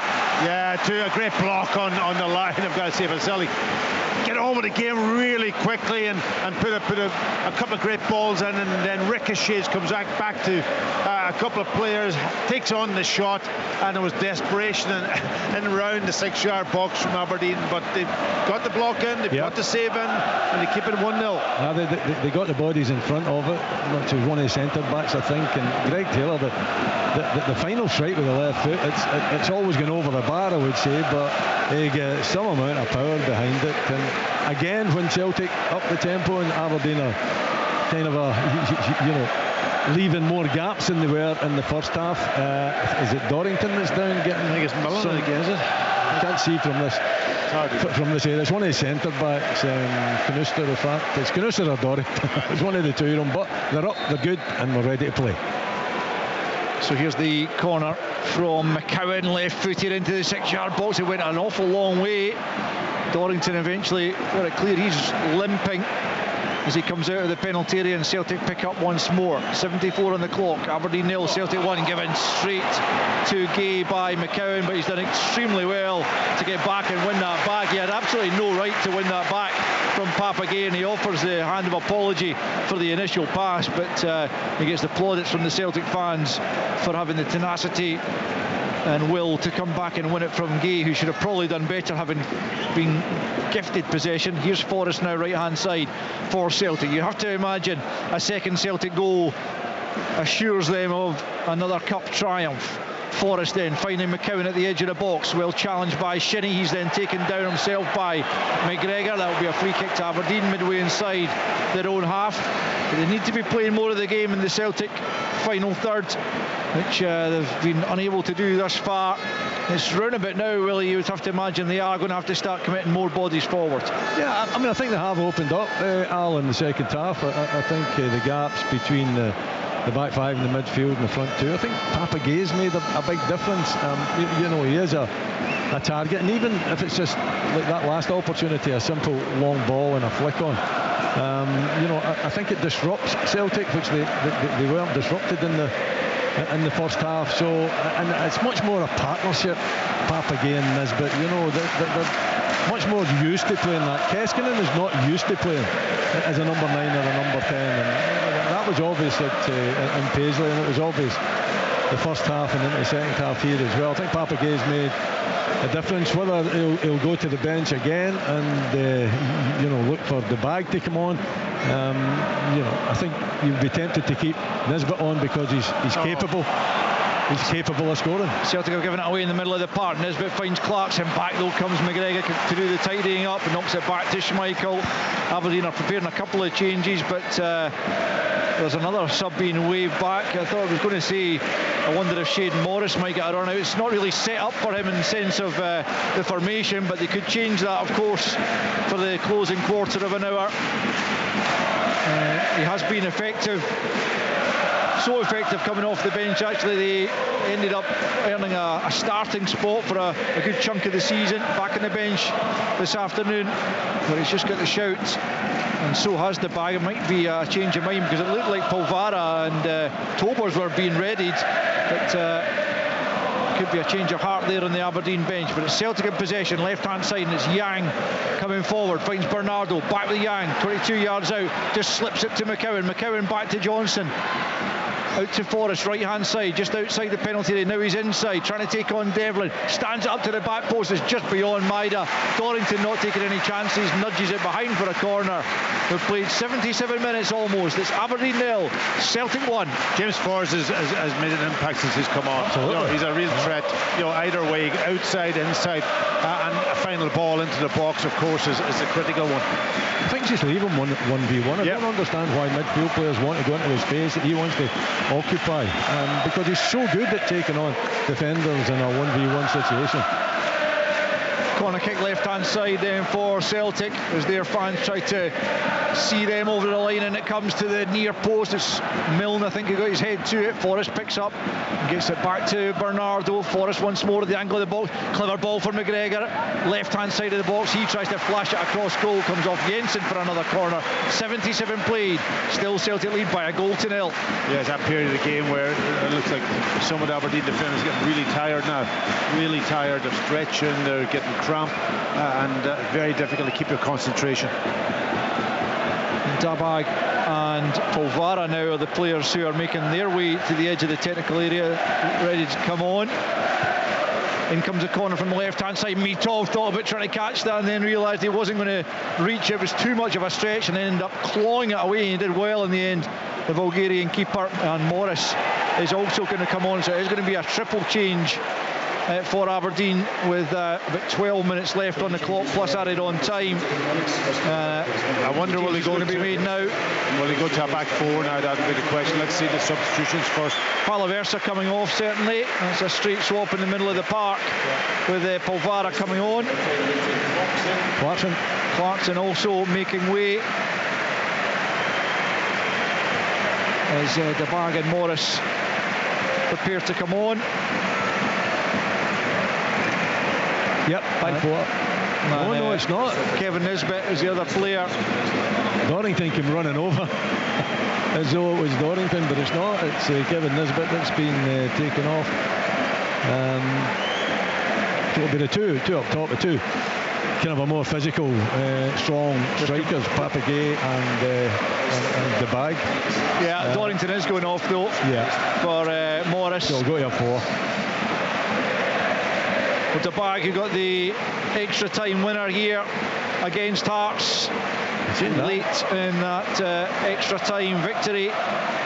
There's the opportunity here again to make himself a hero. Anyone in red can make themselves a hero, potentially, but they need to start troubling Kasper Schmeichel in the closing 10 minutes or so. Seems to be a bit of confusion here. Palaversa, actually, having gone off, has been called back onto the field. I think he's gone off. I think it was a mistake in the terms of the numbers that were shown. Now the officials are all gathering together to deem whether Palaversa is going to be allowed to come back on. I mean, surely if there's a mix-up, he can come back on. You need a full complement of players on the park, don't you? I don't know what's going on down there, and what the error was, but there seems to be an error because Aberdeen will get goalkeeper back 4. Don Robertson's counting the Aberdeen players. Yeah, with Palaversa coming back on, they've got 11 back on the field of play. It was a way to start it there with 10 men, Aberdeen only having 10 men. Yeah, well, they took 4 off and put 3 on, which I think by anyone's calculations doesn't quite add up. Anyway, the farce still a farce is over. Still a 3 at the back. It's a 5 actually at the back with 3 in midfield and the 2 up top. Yeah, Polvara looks initially as if he's slotted in at the right centre back role. See how that potentially changes, but only 10 minutes left to play. Aberdeen need a goal to take this one into extra time. As it is, Celtic are going to claim their 43rd Scottish Cup this afternoon, their 3rd in a row. They are almost there, but not quite. It's a loose layoff there from Maida, and Brendan Rodgers will want to guard against any slack play in these closing stages as Daba gets it back to Palaversa, who got that reprieve, but he can't pick out a teammate, and it's out of play on this near side.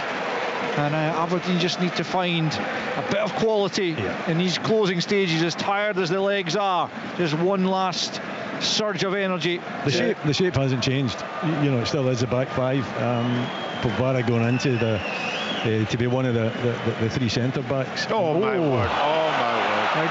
Gay picks up about 30 yards from goal, driving into the Celtic areas beyond Carter Vickers, who dives in. He's Gay kept it in just about, flashes it into the area. Scales gets something on it. Jensen tries to keep it alive. Here's Morris back to goal, almost forced out of the penalty area. Now it's Jensen once more, right hand side, picked up here by Polvara, looks for an option. He's 25 yards from goal. He's challenged well by Bernardo, and Celtic can almost break there, but Maida can't pick up, and it's a better spell this for Aberdeen as Gay picks up left hand side, comes infield away from Forrest, spins and comes back infield. Papagay just slips it to his right to Palaversa. Morris is hugging the touchline out right hand side, 15 yards from the byline. It's a brilliant ball, it's in! Kasper Schmeichel with an own goal. He tried to pull it away and he's only succeeded in diverting it into his own net, and there is absolute bedlam in the Aberdeen end. It is Aberdeen 1, Celtic 1. Wow, Wooly. It's pretty incredible, isn't it? I mean, Jayden Morris just on, and he does what he's good at. Jayden Morris, he looks as though he's going to the byline, but he whips the ball across the face of the goal. I'll let you speak about Kasper Schmeichel, but he's went out, he's tried to flick it with his right hand, and it's come off the hand and ended up in the back of the net. It was a great ball in from Boris, but it definitely goes down, as I know, G. And Jimmy Talene, with the changes he's made, kept the same shape. Has turned this game around. I think he's trying to punch it away when he's come. He's never going to be able to hold it. It was a good ball, really good pace in the ball in between Scales and the goalkeeper and Carter Vickers, and our eyes can almost missed it. I don't know what he did actually when the ball comes in here. I'm just trying to look at it. Very indecisive. Like it's not did he misread it and it's gone under his body? I think he's played it out and it's come off Carter Vickers. No, it hasn't. It hasn't. It's off the underside of his glove, I think, and it's somehow diverted into the back of the net. Again, it will be a second own goal of the game, this time in Aberdeen's favour, and without even having a shot on goal there, they have managed to claw their way back. But it goes back to Bernardo giving the ball away almost at the edge, you know, probably about 25 yards out. Terrible pass, and he's done it now twice, whether that's down to weariness, not having played games, just an awful pass, and put Aberdeen on the front foot. Absolutely. Don Robertson coming across to the touchline to speak with I'm actually not sure. I think it's something to do with the trouble. Something to do with the fans over on the far side. Yeah, but they look as if they're under control, aren't they? Yeah, I'm not sure. That's probably a senior security person that Don Robertson was speaking to there. As the Aberdeen fans who have had the stewards in front of them ever since half-time, and they kind of flooded beyond the barricades there as that goal went in. And they now have to ensure that they're all back behind the perimeter. But well, emotions clearly high, and for the most part the Aberdeen fans celebrating that as they should. And the game has restarted. Kasper Schmeichel will have to put that out of his mind. 5 minutes to play. Is there a winner in 90 minutes? It's one apiece in this Scottish Cup final. Celtic will need to up the ante again here. It's Forrest out on the right hand side. Can Aberdeen at the very least see this out and into extra time? Celtic will want to kill it off. It's Carter Vickers back to the beleaguered Schmeichel, who's been first class virtually throughout his season. Yeah, it's just Celtic Park. It's just a technical mistake for me. You know, he's come, tried to intercept the ball. He doesn't get his hands to it properly. He tries, I don't know whether he tried to knock it away first time, but it was an easy enough ball to come and actually take. He's dived low, and it's just a technical mistake. Just a huge error, really, isn't it, from, you know, a top quality goalkeeper. Say, hey, but it's a good cross from Shaden Morris. You know, brilliant cross. And then you're asking, can they defend it? You know, he's looking for one of his own men, doesn't find it, but Schmeichel puts it in his own goal. Young trying to get to the byline, comes off Jensen. I think it's a throw-in that's been given down at the corner flag rather than the corner itself. Taylor takes quickly into Bernardo, back to Taylor, left-hand side, almost down at the corner flag. Morris, who's had a brilliant impact since coming on, gets it forward to Gay. It came off McGregor last, and it'll be an Aberdeen throw-in. There's trouble here for Nicky Devlin, who's also feeling the pace at the edge of his own box. And just trying to remind myself, if I think they've got one sub they can still make here, Aberdeen, and they might have to do so. Here it would be potentially Jack McKenzie to come on, wouldn't it, after all his travails in the last week or so. And with his contract running out, what a way it would be to bow out if he could come on and try and help his side to a Scottish Cup victory. We'll get another angle there of the Schmeichel error, and it's just massively changed direction, going under his body and off the bottom of his hand, and well, it goes down as a huge mistake and really nothing more than that. And it's given Aberdeen a lifeline. They are one apiece with 2.5 minutes left of the 90. There'll be a fair old bit of added on time before we even think about extra time. It's still the throw-in has not been taken. I've seen a shot of Peter Schmeichel in the stands here. He won't be relishing that particular moment. But that's the world of goalkeeping. You can do one mistake and it normally leads to either a goal or, you know, and that's, you can't make the mistake. Another throw into Aberdeen over on the far side, more or less on the halfway line. Aberdeen right, down the flank it comes, looking for Dabag. He can't get hold of it though, and Celtic pick up, but it's McGregor for Johnson, and their fans looking to rouse themselves and the team to get them over the line after it looked like they were pretty much cruising to victory. But as I mentioned, never quite over when it's 1-0, and so it has proved. 90 seconds of the 90 minutes to play. Sounds like there's going to be about 7 minutes added on as Yang tries to hit the byline. He's taken down there by Jensen. It's a crude challenge, and it'll be a free kick as Jensen now is the latest to pull his calf as he tries to ease a little bit of cramp, but it's a really good, it should have been a booking, I would have thought, but Don Robertson has just settled for the free kick. It's a free kick in a very good position, about 3 or 4 yards back from the goal line. It's almost stop him at any. Oh, that is a booking all day long. Wow. Got to agree with you. What it does do is give Celtic a really good opportunity here to deliver a quality ball. It's Bernardo who's over it. It's a better angle than a corner as Bernardo swings it to the back post, but he's got far too much on it. Real disappointment for the Portuguese, and relief for the Aberdeen fans as Mackenzie is going to come on to replace Nicky Devlin for the final few minutes of regulation time, and then potentially extra time. And well, it's nice to see Jack Mackenzie is bearing the scars of that plastic seat he took to the face from an Aberdeen fan last week, and good to see him getting his moment here and being applauded on, much as Nicky Devlin is also out of contract actually, is being applauded off. And 7 minutes confirmed to be added on. Let's see who can make the most of that. Indeed, it's been intriguing, hasn't it? Aberdeen much better in the second half, much more intent.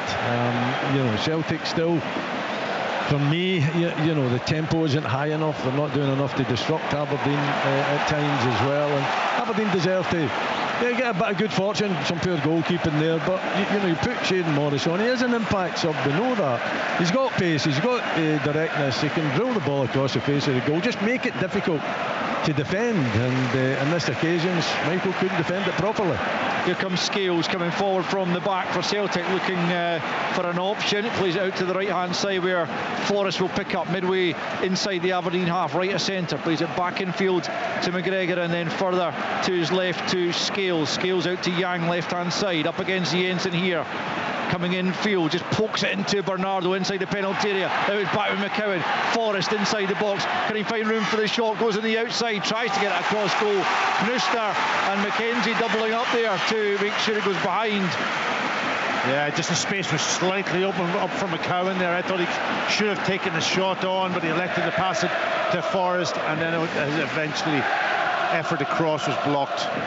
Celtic take the corner short, come back to McGregor. McGregor out to the right hand side to McCowan. McCowan now for Johnston, right hand side. Back comes Gay, shoulder charge, knocks Johnston down, sees it out for a goal kick, and seems to me Papa Gay is quite relishing this role of panto villain that he's adopted in the last couple of games. Oh yes, he is. Oh no, he's not. But listen, he's a tall physical presence. You don't know what you're going to get from him sometimes, but he'll disrupt and he'll put himself about. He'll make it difficult for the opposition at both ends of the park, as you can see it there. You know, he puts the body in to just calm the situation, but he's a disruptor at the other end of the park as well. As he showed there with a shoulder charge on Alistair Johnston, which left the Canadian on the deck. Here comes Celtic. Maida. Oh, Maida's away. Maida's in behind. Can Maida finish it? Brilliant save from Mitov to deny him. And Shinnie gets it clear. He's taken down by Yang. It'll be an Aberdeen free kick.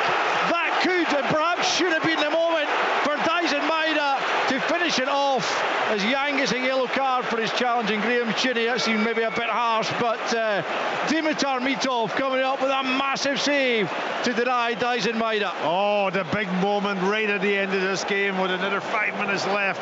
Big save from the goalkeeper. I thought Maeda did everything right. He won the challenge, got away, just opened up the goal. It's right through the middle. You can see it here. I'm just watching on the monitor here. He cuts across the defender, and then the goal comes out, spreads himself, and the timing of his movement off the line is a critical factor, and he just closes down the space, and then a big body he didn't quite connect properly, Maeda, with the ball, did he? I think he needs to give it a bit of air, does he not? You know, I think that's the target that he's got to hit rather than keeping it low. Here's the bag at the other end, midway inside the Celtic half, knocks it back to Palaversa. Now it's Jensen, well advanced, out to the right hand side is Morris. Morris looking to get the better here of Greg Taylor, tries to hit the byline, good challenge from Taylor at the expense of a corner. We are in the 4th minute of added on time, and those Aberdeen fans behind that goal sense that this could be their time. If Aberdeen can come up with a goal here, their name could go back in that Scottish Cup. Again, it's Shayden Morris.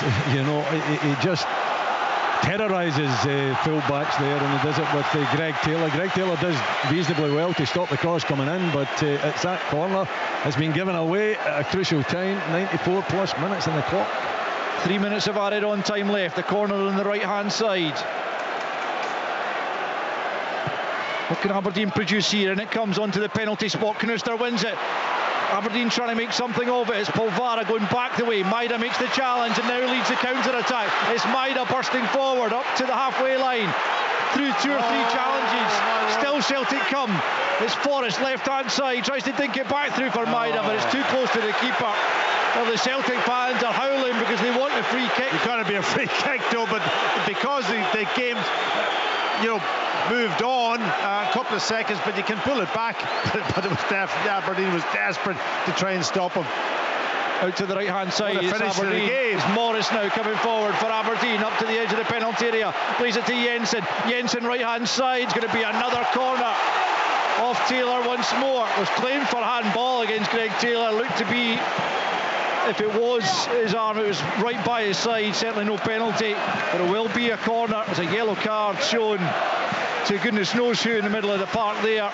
I think it's Knuster. I don't know what for. I think it was because of the foul on Maeda. The attempt, attempt up here, and that's why I'm saying it should have probably pull it back, free kick, and then just move on. But he let the play go on. So Aberdeen have another corner right hand side. Another big opportunity right at the end of the game, last minute of the game. Right hand side then, the Aberdeen corner.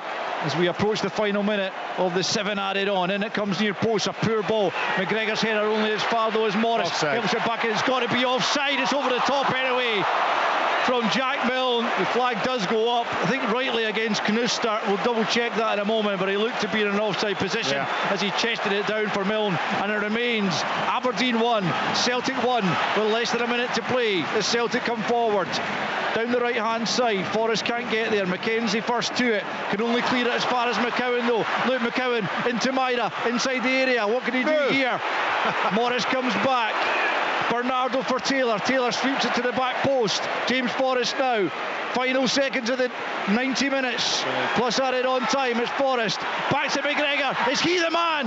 Blocked by Jack Milne. Terrific defending once more from the defender there. Almost 97 played as down goes Yang. No free kick is given. 4 on 3 now. If Aberdeen can shift this, can they come up with a moment of quality? No, they can't. Out of play on this near side. Poor pass forward, and we are heading for extra time as this Scottish Cup final has finished in dramatic fashion. Aberdeen trailing by a goal to nil after an own goal in the first half from Alfie Dorrington. Were a far bigger force, a far greater force in the second half, and eventually substitute Shayden Morris with a ball in from the right hand side, and the massive error from Kasper Schmeichel diverting the ball back into his own net gave Aberdeen the equaliser.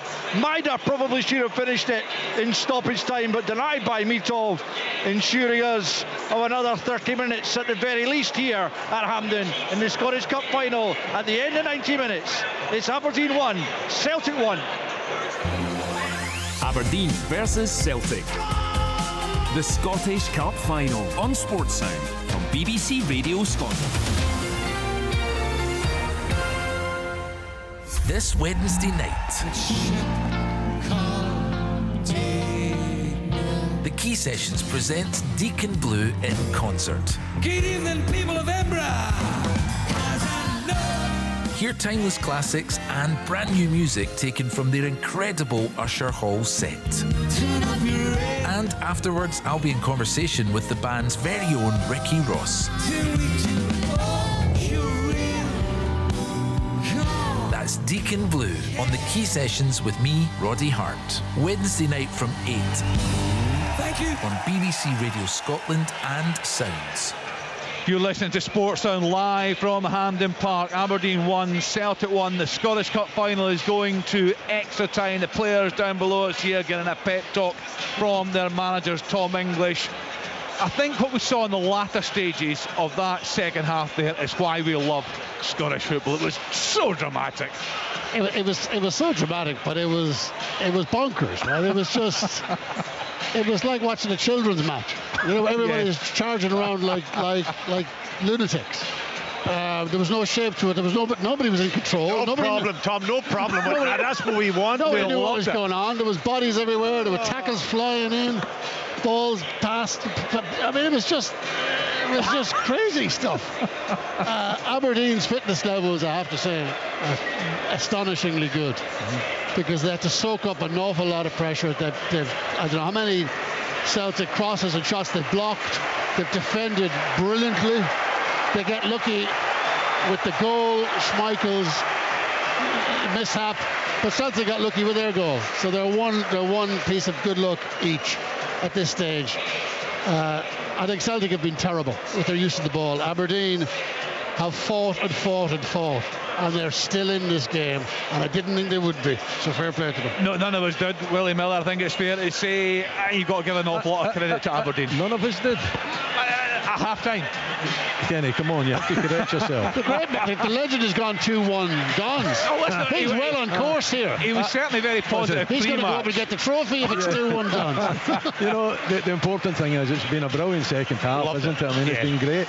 Yeah, Celtic have controlled the majority of the ball for the majority of the game, but you know, Aberdeen hanging in there in the first half, well organised defensively, disciplined as well, and then opening up in the second half. You know, the gaps between back five, mid three, front two, and putting on subs at the right time, impact subs. Papa Gay can make a difference up front. Even the bag, we know, has got that energy and that eye for a goal. And Shayden Morris, one trick pony, hit the byline and cross it in, and that's exactly what he did. And you know what, it ends up in the back of the net. Strap yourselves in, here we go again.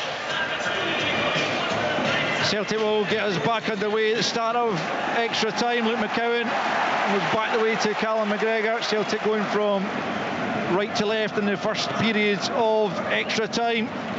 What a piece it stands. Another half an hour guaranteed here. Who will emerge victorious at the end of all of this? Celtic enjoying the early possession in this extra time as Scales has it out to the left hand side to Taylor. Remember, both sides will get an additional substitute to make if they wish. Bernardo for Young inside the box, good ball across goal. Oh my goodness, that was so close to ending up in the back of the net off Milne, who has been absolutely terrific throughout, and he's really feeling it out there. Walk. You know, he can hardly walk, the young man, and that was that. He needed that bit of luck there, didn't he? He slides, he gets across to that near post area, comes off at a weird angle, but the height takes it over the crossbar. Reads it well, though. Yep.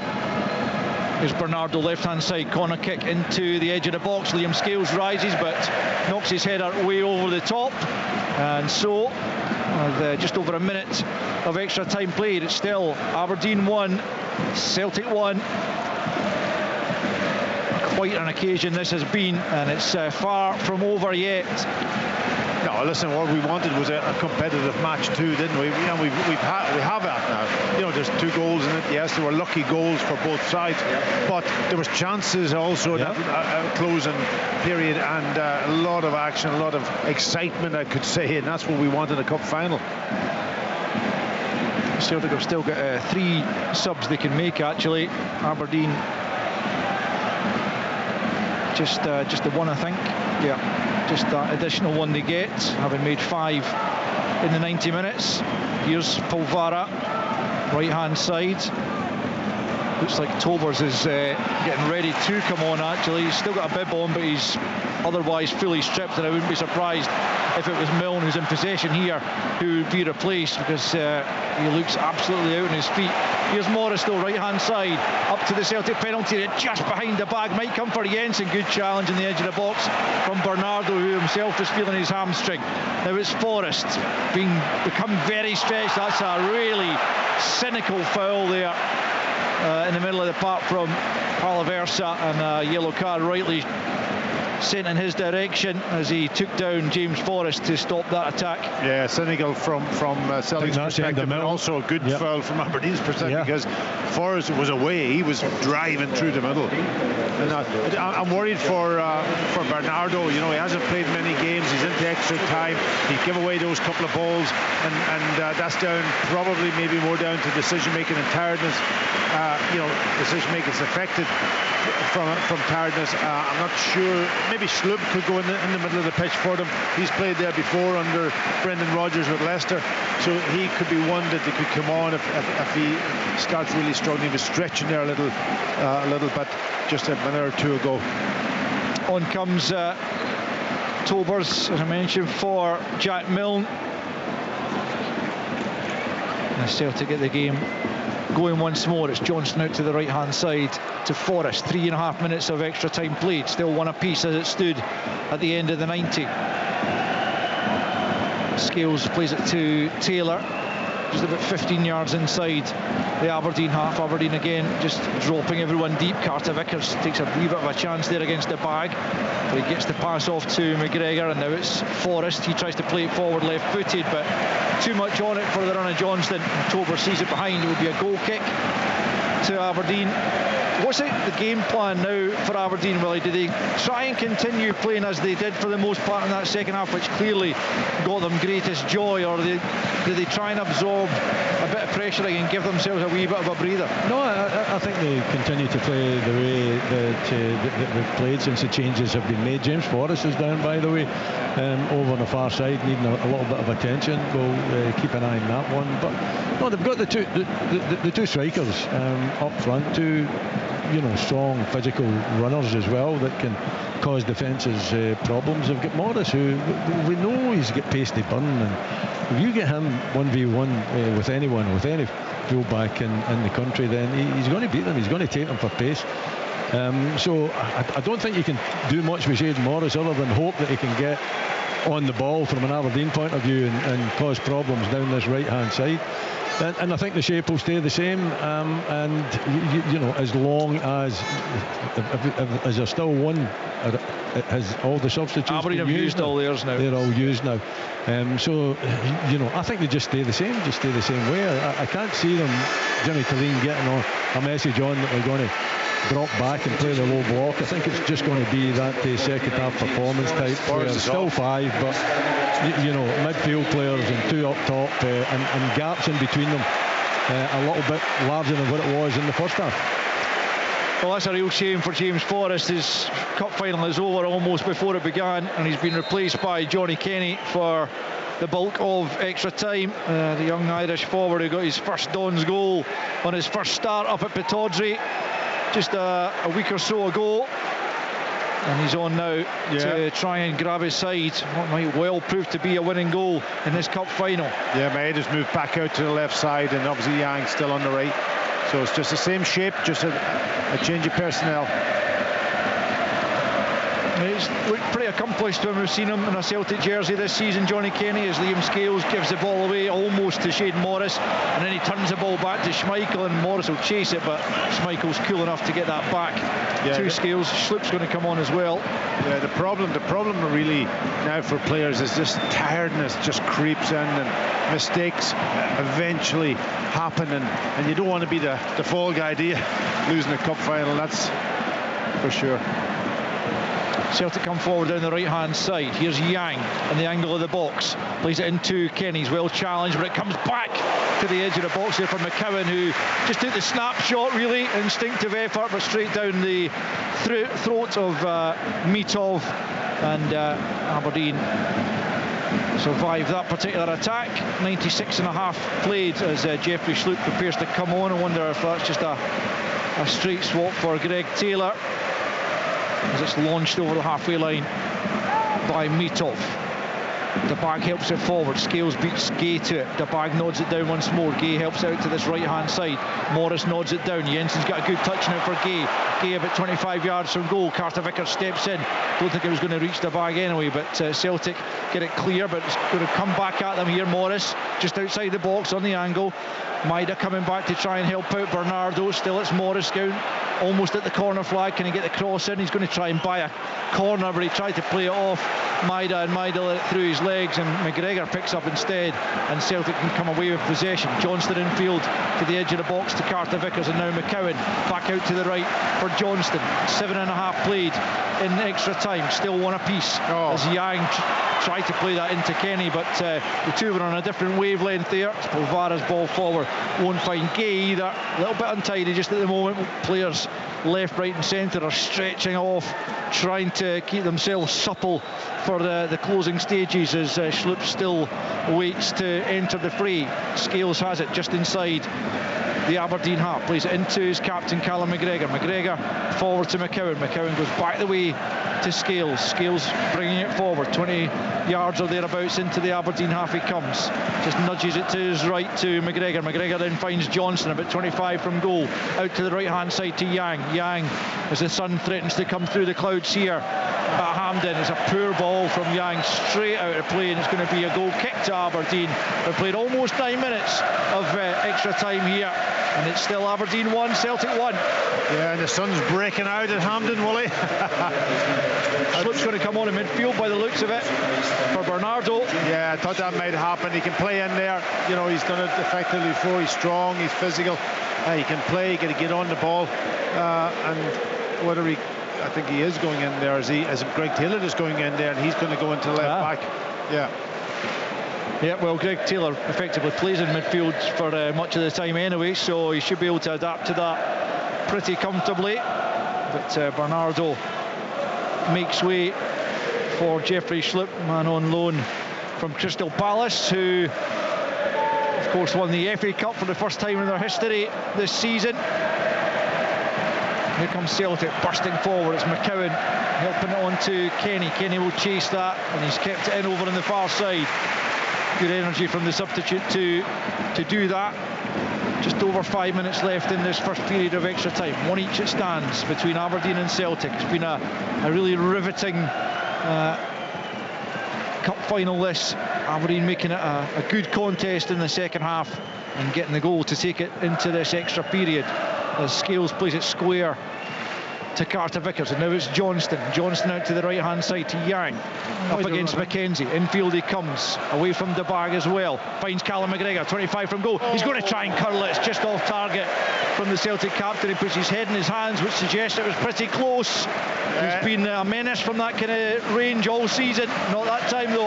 Yeah, he just turned and hit it. He didn't really have time maybe to weigh it up to see, get accuracy, but it was a good effort. But well, you mentioned already, Yang picks the ball up on the right hand side, and the midfielder runs into the space that he could be going and taking on, tired full-backs, wing-backs, and he cuts inside, and he never gets a chance to go to the line. Yeah, I think it happens with both teams, where a midfield player will go and occupy the space that the wide player wants to take on the full-back, and I don't see why they do it. If you can isolate and have a 1v1 situation, and you've got a player that's got pace like Yang, then allow him to go and take on that wing back or full back. Yeah, and you can do it, but not all the time. And that's what they're doing. Celtic, they're kind of, Ingles would do it.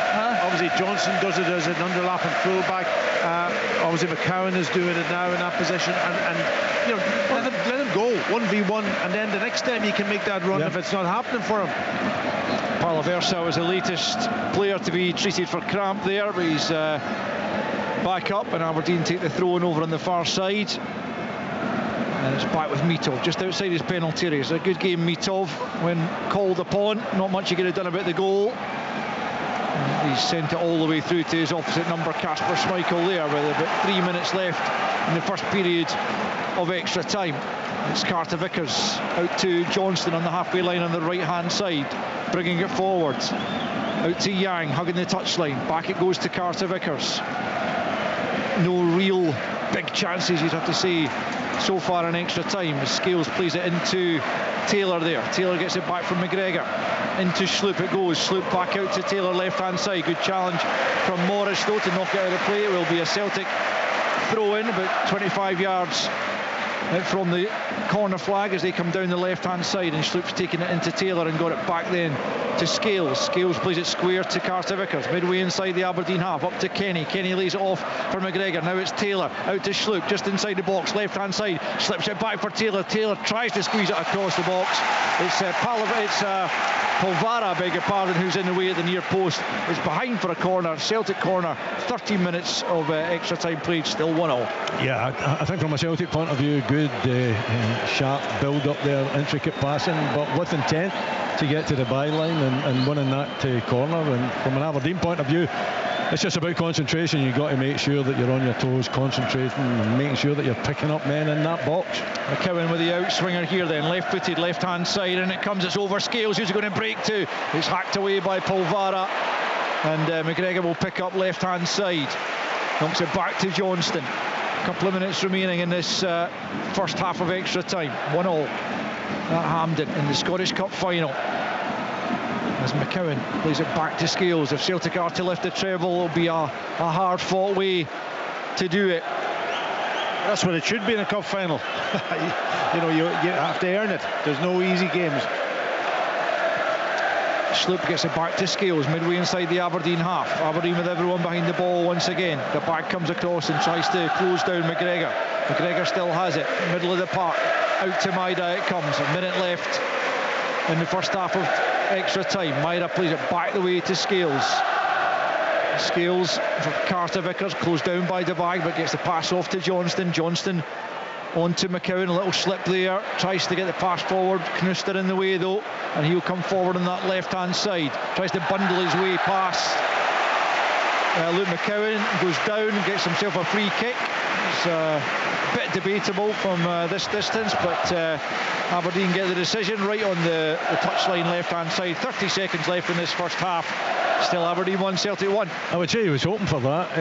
Knuster and McCowan getting a little bit closer to him, and the legs going and just getting the free kick at this stage of the game. Absolutely the right thing to do. It's Knuster himself who takes a free kick up to the edge of the box. Scales gets his head to it, helped on by Taylor, comes to Yang. Yang plays it forward, but first in there was Tobers.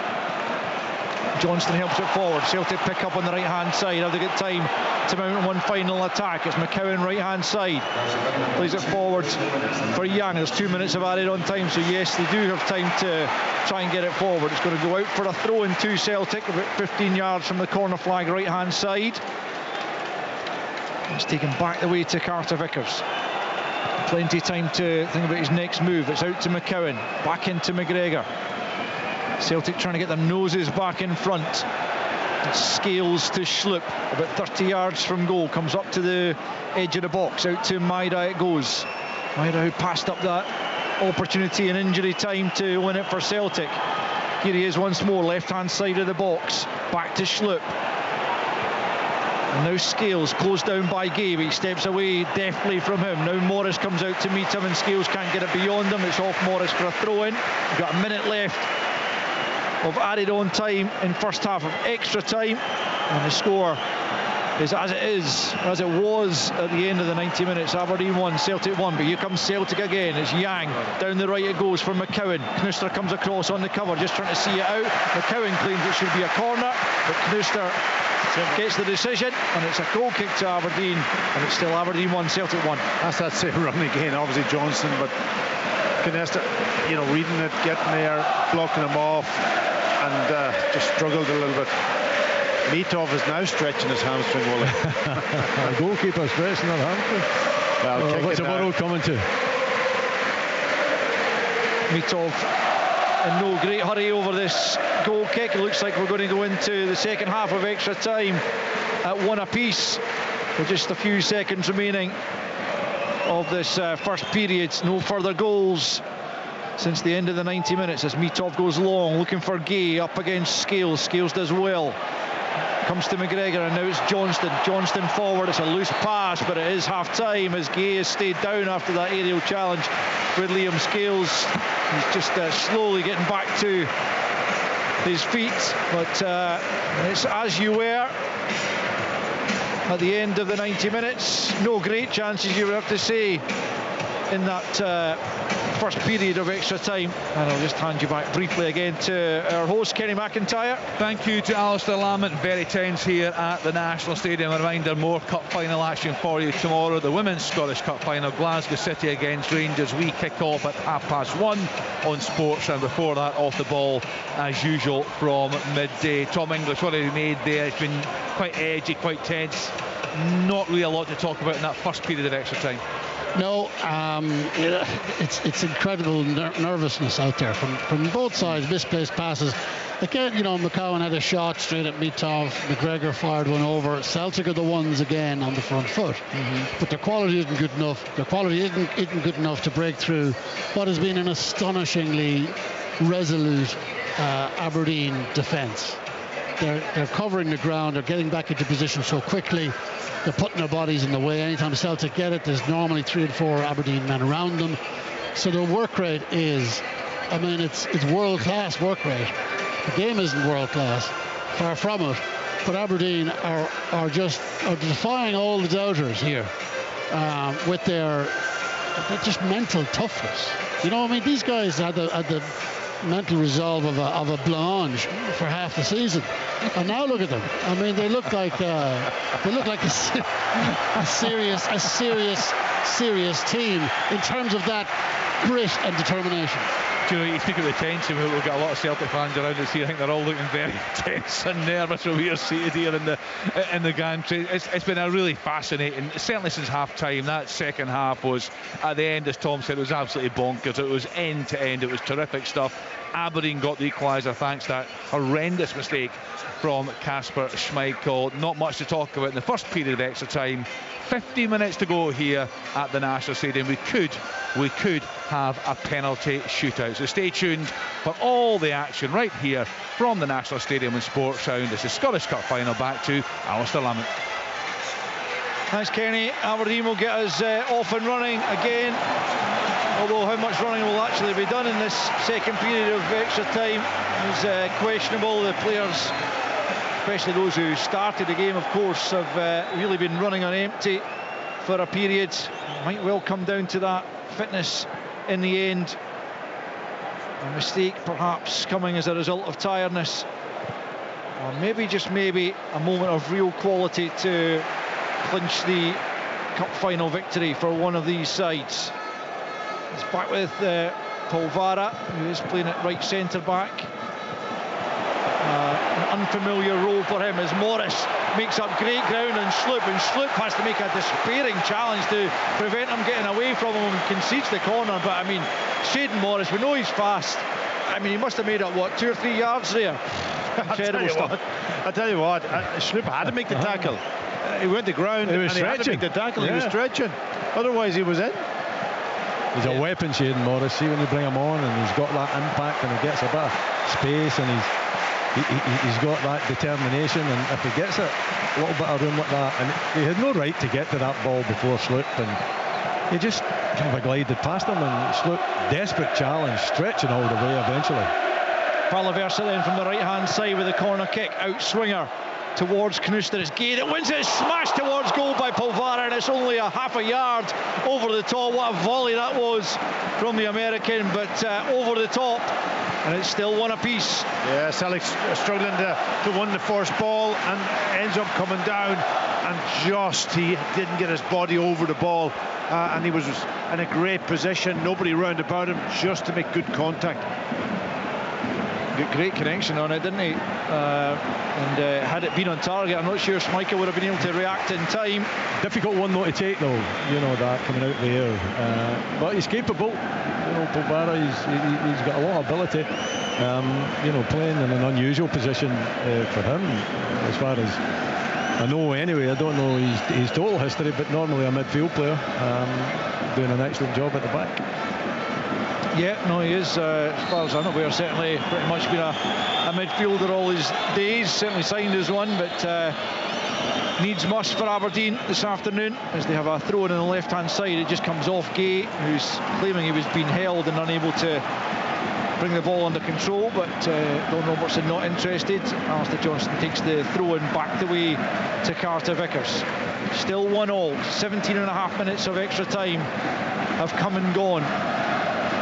Penalties becoming an ever-increasing possibility here as McCowan though picks up and knocks it to Taylor. Here's McGregor, brilliantly blocked by Povara. Sloop off the bar! What an effort from Jeffrey Sloop, still in play. Yang knows it back into the danger area and knocked away by Tobers in there, but Jeffrey Sloop, what an effort off the top of the crossbar. Yeah, first and foremost it was McGregor getting into that position we know that he loves getting into, and it was a brilliant block. Comes back to Sloop then and he just hits it first time, and I'm thinking this could be either on target or miles over the crossbar, and he got it perfectly, and it just comes off the crossbar. Great effort. McCowan, his attempts to get the ball back into the area are thwarted. Gay comes forward, he's fouled Yang though. Celtic get the free kick. Gay preventing that being taken quickly. McCowan is going to just move the ball and play it around him, which is sensible enough, and Celtic get it moving once more, looking for a potential winning goal here in the closing just over 10 minutes at Hampden. Carter Vickers steps forwards. Out to his right hand side is Yang, about 15 yards from the goal line, up against Mackenzie here. Good challenge from Mackenzie, wins possession, fires it forwards. No Aberdeen players really close enough to do anything with it though, and McGregor though on the stretch wins the 50-50. Has been penalised there for that challenge. Don't think that was a free kick in all honesty, but he was on the stretch. Aberdeen get the decision. It will be a free kick to Aberdeen. It kind of looks now as if you can't put a sliding tackle in the modern game, because there was nothing untowards in that one. I thought he lost it, of course, but won the ball back. But anyway, the referee gives a free kick to Aberdeen. The sun is shining now down on top of the players to make it a little bit more warmer for them, more intense. It's shining on that silverware, isn't it? Where's it going to go? That's the question. A bit more like a Scottish Cup final afternoon now, with the sun coming through the clouds. As Knuster launches it long, Scales heads it down, but only to the back. He can't get past Carter Vickers, and Sloop hooks it over his head and out for a throw-in over on the far side. The Aberdeen fans rise again to try and urge their team on here. Midway through, midway inside the Celtic half as the throw-in is taken back the way. Tobers it to his left to Knuster, who'll just help it forward. Jensen will give chase. He was pulled back there, but Scales picks up possession. Gay goes across to make the challenge. Taylor picks up and is going to come back for a foul by Gay. And now the Celtic fans unhappy that the advantage wasn't played. Don Robertson can't win here. He blows up for the foul and they complain about that. He plays the advantage and they're not happy with that. Anyway, the free kick's taken out to the right hand side to Johnston. Here's Yang, right hand side. Midway inside the Aberdeen half, gets it back from Johnston. Into Carter Vickers it goes. Short ball to Taylor. Taylor for Scales. Scales steps forward. Midway inside that Aberdeen half, clips it in. Good ball looking for Yang, but Knuster was first to it. Comes out to Johnston, right hand side of the box.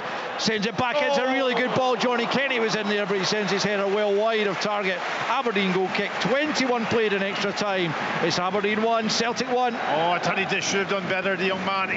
He's got into a great position. He was up high, just didn't hold his body in a position that he could get that header on target. I'm just looking at it here back on the replay. It's a good cross in.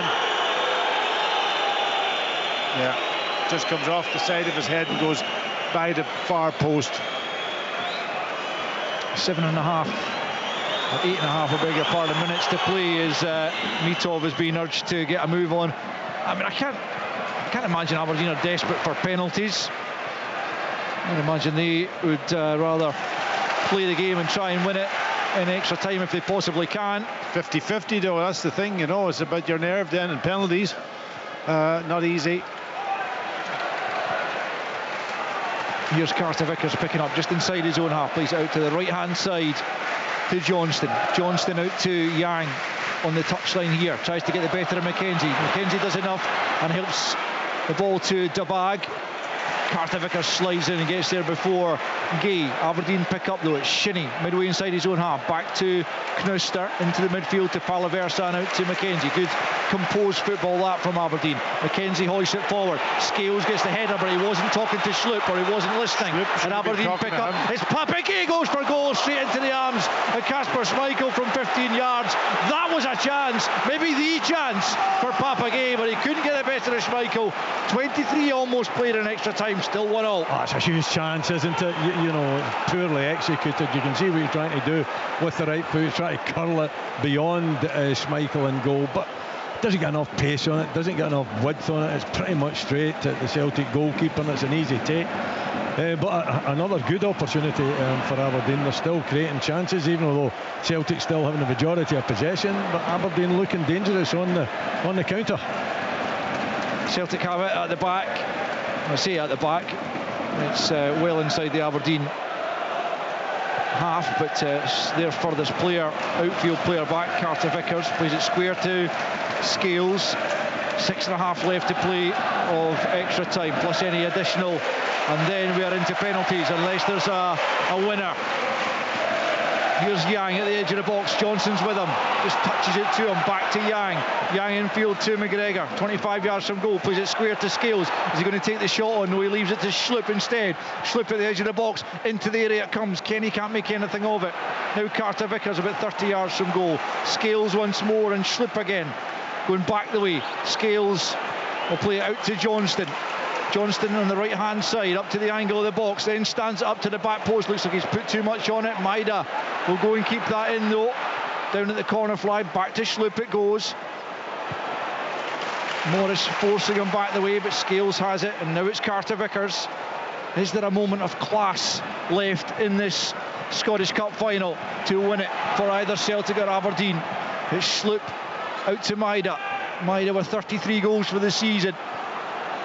Scored in every single round of this competition so far. 7 to his name all told in the Scottish Cup. Will he have the last say? There's Johnston now out to the right hand side for Yang on the angle of the box once more. Plays it short to McCowan. McCowan left footed back to Callum McGregor. Infield for Scales. Celtic trying to work the opening. It's Sloop. Lifts it back into the area. It's Knuster going up to win that one. Aberdeen looking for a free kick. It's not forthcoming. Yang was waiting on that being given as well. Mackenzie's first to it. Knocks it out of play. Celtic throw-in is the decision. There is a check for a potential penalty going on here. Well, Luke McCowan is making his protest to Don Robertson. I didn't see what it was for. It was for a push. Yeah, it can only be for a push, I think, in the box as that cross comes in. We'll might get an opportunity to see it. I don't see anything. Yeah, I'm trying to say it's Mackenzie. Just you can see it here. Yeah, the check's over. Yeah. No penalty. Celtic will continue. Just under 5 to play. 1-1 it stands between Aberdeen and Celtic. Luke McCowan now, right hand side, knocks it back to Yang. Celtic still looking for that opening that might yet win it for them. Aberdeen, I think if they're going to win it, it'll have to be on the counter, or indeed on penalties, which the possibility of which growing ever larger. Here's Carter Vickers, midway inside the Aberdeen half. Aberdeen again pulling everyone behind the ball, desperately trying to keep Celtic out. Left hand side, it's Taylor, tries to cut it back for Sloop. Morris is there, he'll just content himself with helping it up to the halfway line. Dabag gives chase, Carter Vickers there first, and Dabag waving his teammates up as the ball's directed back to Kasper Schmeichel. 3.5 minutes of the additional 30 minutes we've had still to play. It's Callum McGregor out to the right hand side to Yang, back the way to Johnson, and back infield to his captain Callum McGregor. 10 yards inside Aberdeen territory. It's Scales for Sloop. Again, Celtic remaining patient. Can they find the opening in that well organised, well drilled Aberdeen back line, who have held firm just about all afternoon? It's a good run from McGregor, bundling his way through a couple of challenges. Still left hand side, he has it. Back to Sloop. Now Scales into the feet of McCowan. McGregor once more at the edge of the box, slides it forward. Taylor keeps it out to Sloop. Sloop swings it in. Knuster's there with a clearance and then helped away by Polvara, but Sloop has tried to play it back in field. He's only given it to Gay. Gay will try and get Aberdeen up the park. Now, can he test Carter Vickers for pace? No, he's knocked it too far ahead of him. Don't think he would have had the beating of Carter Vickers there anyway. As the Celtic fans now urge their side forward once more. 2.5 to play. 1-1 it stands. Yang will just about keep that in play. About 30 yards from the Aberdeen goal. Now it's McCowan into the feet of Kenny. Tries a little flick. Doesn't come off all the way through to Mitov, who will take his time here inside his 6-yard box. 1 additional minute. Sounds like it's going to be played. We've got 2 of regulation plus that minute. So 3 in total. Otherwise, we're heading to penalties. Reminiscent of 1990 Packie. Oh, I knew you were going to say it. I knew you were going to say it. Willie watched that one from the stands, didn't you? You were injured for that one. Otherwise, you'd have settled it in the 90 minutes, I'm sure. That was obviously the last time Aberdeen won the cup. It was also the end of a real period of dominance. It was their 5th in 9 seasons at that time. I'm sure if you told any Aberdeen fan that day it was the last time they were going to win it until now, they would not have believed you. Can they end that run today, or will it be Celtic once again? By far and away the record holders in terms of Scottish Cup triumphs. So here they are coming forward through Yang. Yang's just put too much on that, but Gay hasn't managed to win possession, and now it's Taylor picking up on the right hand side, plays it to Yang. This is a chance. Yang's made a real hash of that, tried to, I think, fire it across the face of goal. Instead he sliced it high and wide. A real opening there for Celtic in the final minute of extra time, but still it's Aberdeen 1, Celtic 1. He's got to do much better. I mean, everything that he's done, really, Yang has been, he's made the wrong decisions, he's made the wrong pass, and on that occasion there, it's just an awful effort to cross it. He's in a great position as well. Just drive it across the face of the goal, leans away back, puts it well over the bar, and Aberdeen are settled for it, haven't they? You know, the legs have gone a little bit. They put a lot into the game. Celtic have had the majority of possession. Aberdeen have been chasing balls most of the time, but it's been a really good second half and into extra time. But it looks as though Aberdeen are settling for the penalties. McGregor heads it forward. Tobers has to turn and roll that back to Mitov, who's closed down by Maidabé. Gets the ball clear with the left foot. Gay fouling Johnston there on the halfway line. It'll be a Celtic free kick with a minute of added on time. And we are into that now. 60 seconds for either of these sides to find a winner, or else we're into penalties. It's Celtic in possession and looking the likelier side to win it, if either are going to do so before penalties are required. It's Johnston forward for McCowan, challenged by McKenzie. Still McCowan has it right hand side. McGregor back to Scales. Is there last minute drama here as there was last season? It's Sloop has to slide in to keep it, and he manages to do so. Scales for McGregor. McGregor for Carter Vickers. Just overruns it, but gets it to McCowan. McCowan from 22 yards. Spins out to the right hand side. It's Johnston. Is there a late winner here? It's flicked on by Carter Vickers. Out comes Mitov. He grabs it and dives to the ground. And surely now we are heading for spot kicks to decide this Scottish Cup final of 2025. It has been gripping, enthralling, and it is going to go all the way to penalty kicks. It is finished at Hampden. Aberdeen 1, Celtic 1. Aberdeen versus Celtic. The Scottish Cup final on Sports Sound from BBC Radio Scotland. Yes, the Scottish Cup final is going to a penalty shootout. The players down below us here just getting themselves organised. I'm sure they've already decided who will be taking them. So much pressure on both sets of players here. The second half and that extra time there, Tom English, was absolutely sensational. I have to say, I just loved it. Yeah, it's the tension is incredible, isn't it? The Schlupp chance, brilliant shot off the crossbar. Papa Gay, huge chance straight at Kasper Schmeichel, is end to end. I mean, I'm kind of smiling my way through this because it's such an improbable scenario, one that I did not see come. I did not see Aberdeen defending with this quality for so long in a game, and I did not see for a second Celtic being so wasteful. I mean, Yang has been appalling. Yeah, he's terrible. Giving the ball away non-stop. Aberdeen getting bodies in the way of everything. It's been so courageous from them, and their energy levels. I said it earlier on. Their energy levels are just astonishing. This is one very, very fit team because they haven't wavered. Even when you look at various points, they look like they're tiring now. Celtic are getting top, but then they find another wind, and it's just I'm blown away by Aberdeen. It's the most ridiculous cup final. I mean, it's massively entertaining, but it's just ridiculous. Ridiculous is a good word, Pat Bonner. From a goalkeeper's perspective now, they'll know, won't they, where the players usually go. They'll have a list, won't they? Well, they have for the ones who are normally taking the penalties. But that's the problem. I go back to 1990. I went the one right away for the first penalty, and it was Jim Bett. He's having a wee laugh. No, but it was Jim Bett. He was a normal penalty guy. I didn't have a clue where the rest of them were going. Ollie McLeish never had a penalty probably in his life. Brian Irvin, what the man? He scored the winning goal. Oh my God! So there's luck involved here. You try to read it from a point of view of when they come up to the ball and what they're going to do. Now you have a better idea now. I think after it's all over, what the way I would go. But during it, you're just trying to find maybe a chink in the armour of the guy that's taken it more so than anything else. The goalkeeper can be the hero. The guy that's taken it, unfortunately, can be the guy that's going to lose it, unfortunately, for the opposition. Tiredness also is a big factor. Stats on our live coverage on online, Packy. Dimitar Mitov, in terms of penalty saves, saved 3 and has let in 20.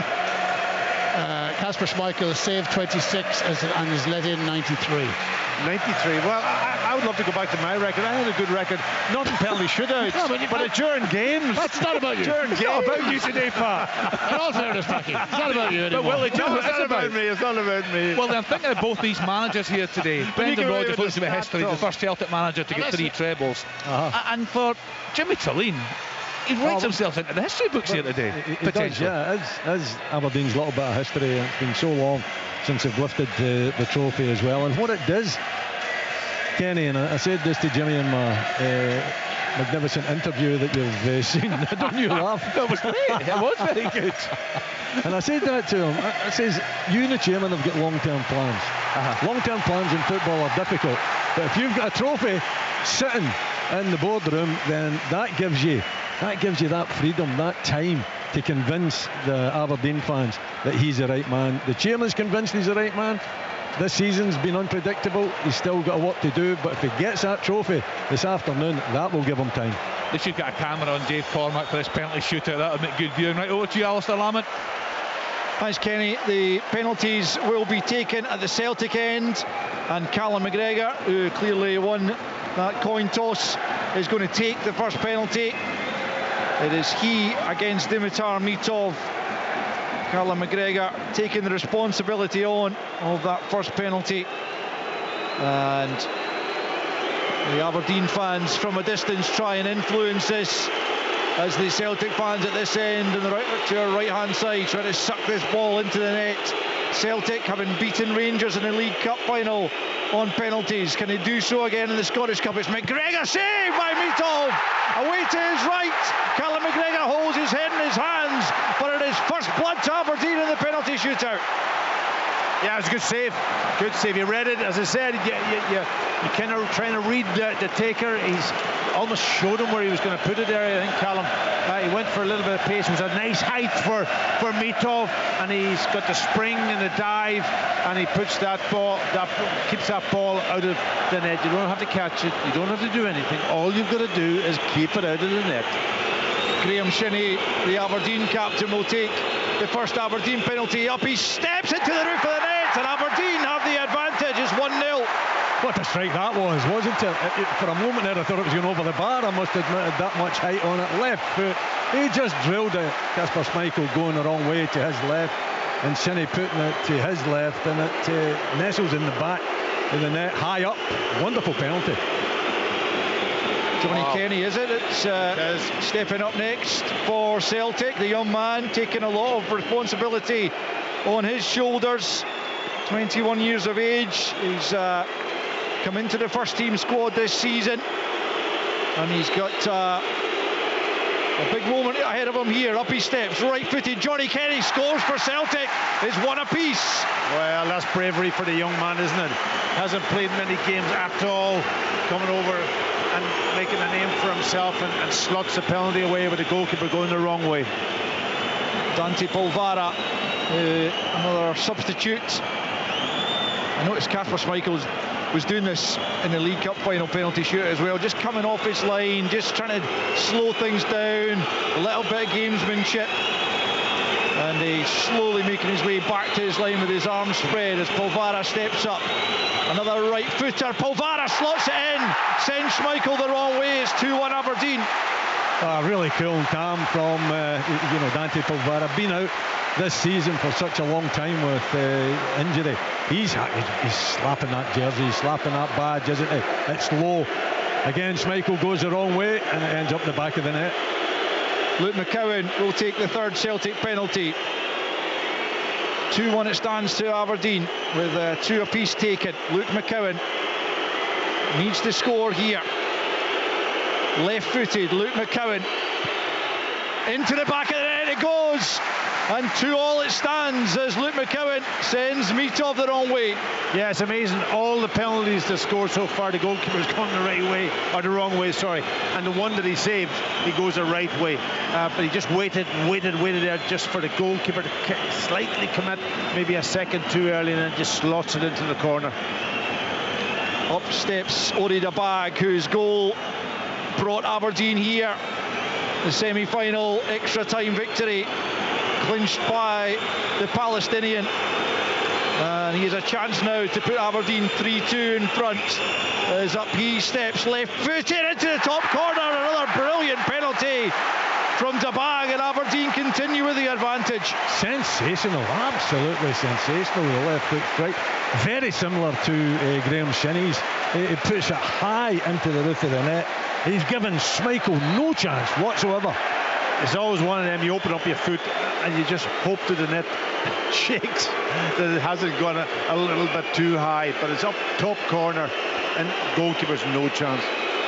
Daisen Maeda, Celtic's top man over the course of the season, player of the year in Scotland against Dimitar Mitov. Oh, he's managed to smash it through the goalkeeper, who got a big hand to it but couldn't keep it out, and it is 3-3. Oh my word, that was one where the goalkeeper, I think, probably look back on it. If it doesn't go their way, he should have saved it, because he went for power. He's gone the right way, and it's almost gone through his hands. When I look at it, it's amazing.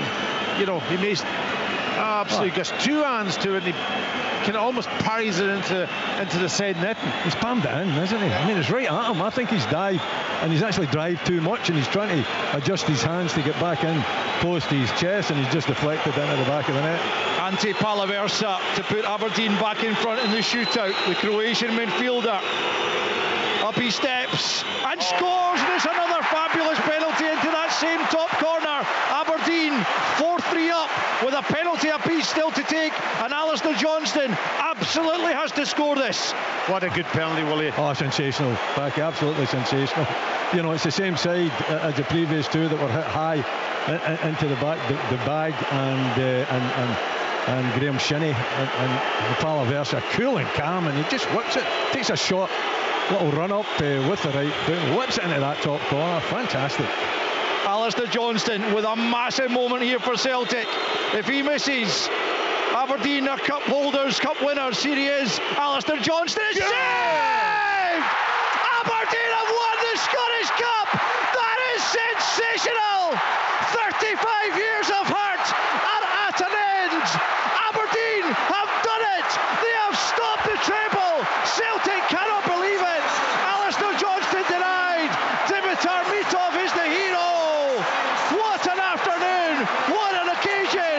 Aberdeen, after 35 years, are Scottish Cup winners!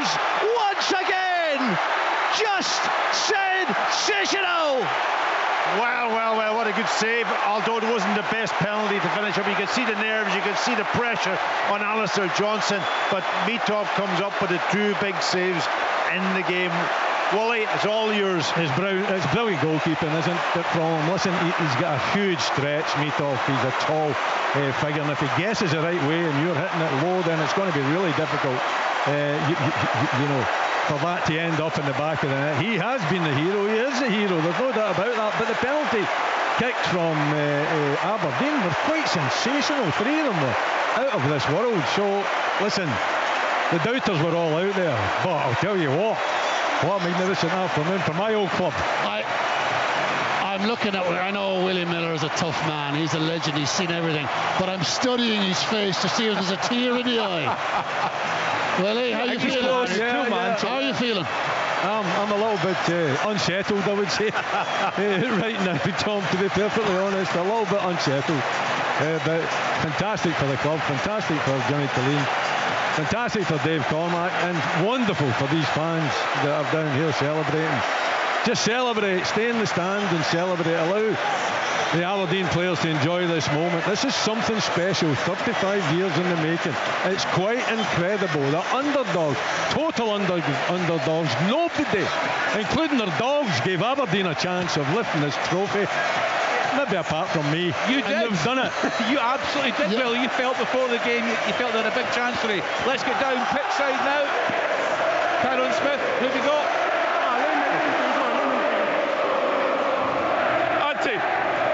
How does it feel to have won the Scottish Cup? This is fucking amazing. It's fucking history. I think I'll stop there with the language, but you can tell Anthony Palabas is a happy man. Yeah, apologies for that language there. Tyrone, he's down on the pitch right now. The Aberdeen players are over celebrating with that huge support, 20,000 tickets. They snapped them up very, very quickly, and those that have made the journey have been rewarded. What a performance, a brave performance from their side this afternoon. Shaden Morris is coming over here down below us in the main stand. What an impact he had when he came on. He's had that all season. He's been a really good impact player. Let's get back down to Tyrone. I'm joined now by a very happy Jack Milne. Jack, just sum up your feelings. I can't. This is the best feeling I've ever had in my life. I can't believe it. We had the belief. I'm sorry, excuse my language. We had the belief. All of us knew we were capable of coming here and getting a result. And I mean, look at this. It's amazing. Honestly, it's amazing. And you're a local boy, an Aberdeen fan? Oh, yeah. Me and my family. It's a dream come true. Watching all these boys, all these fans, like, it's a dream of mine. Well done. Thank you. Yeah, apologies again for the language. Emotions clearly running very, very high down there. The Aberdeen fans are in really fine voice again. Of course, everything's set up for the trophy presentation. Tom English. It's a remarkable story for Jimmy Tilleen.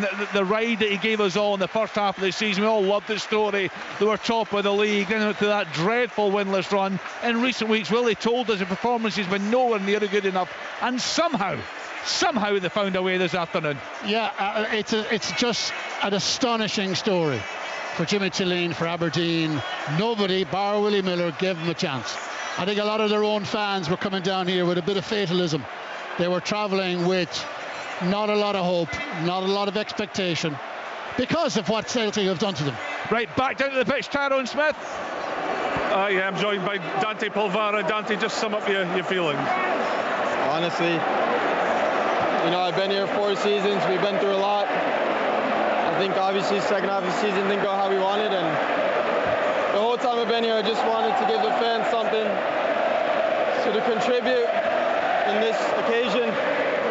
Honestly, I never would have imagined. I try to believe. I know it's a 1% chance, but I mean, look at this. It's amazing. The sport today was amazing. You say you've been here 4 seasons, you've been through a lot of managers, a lot of ups and downs. Does that make this even sweeter for you? Yeah, I mean, I think it's 6 managers, been on loan, come back, tore my hamstring, did it again. Just try and keep pushing and be available.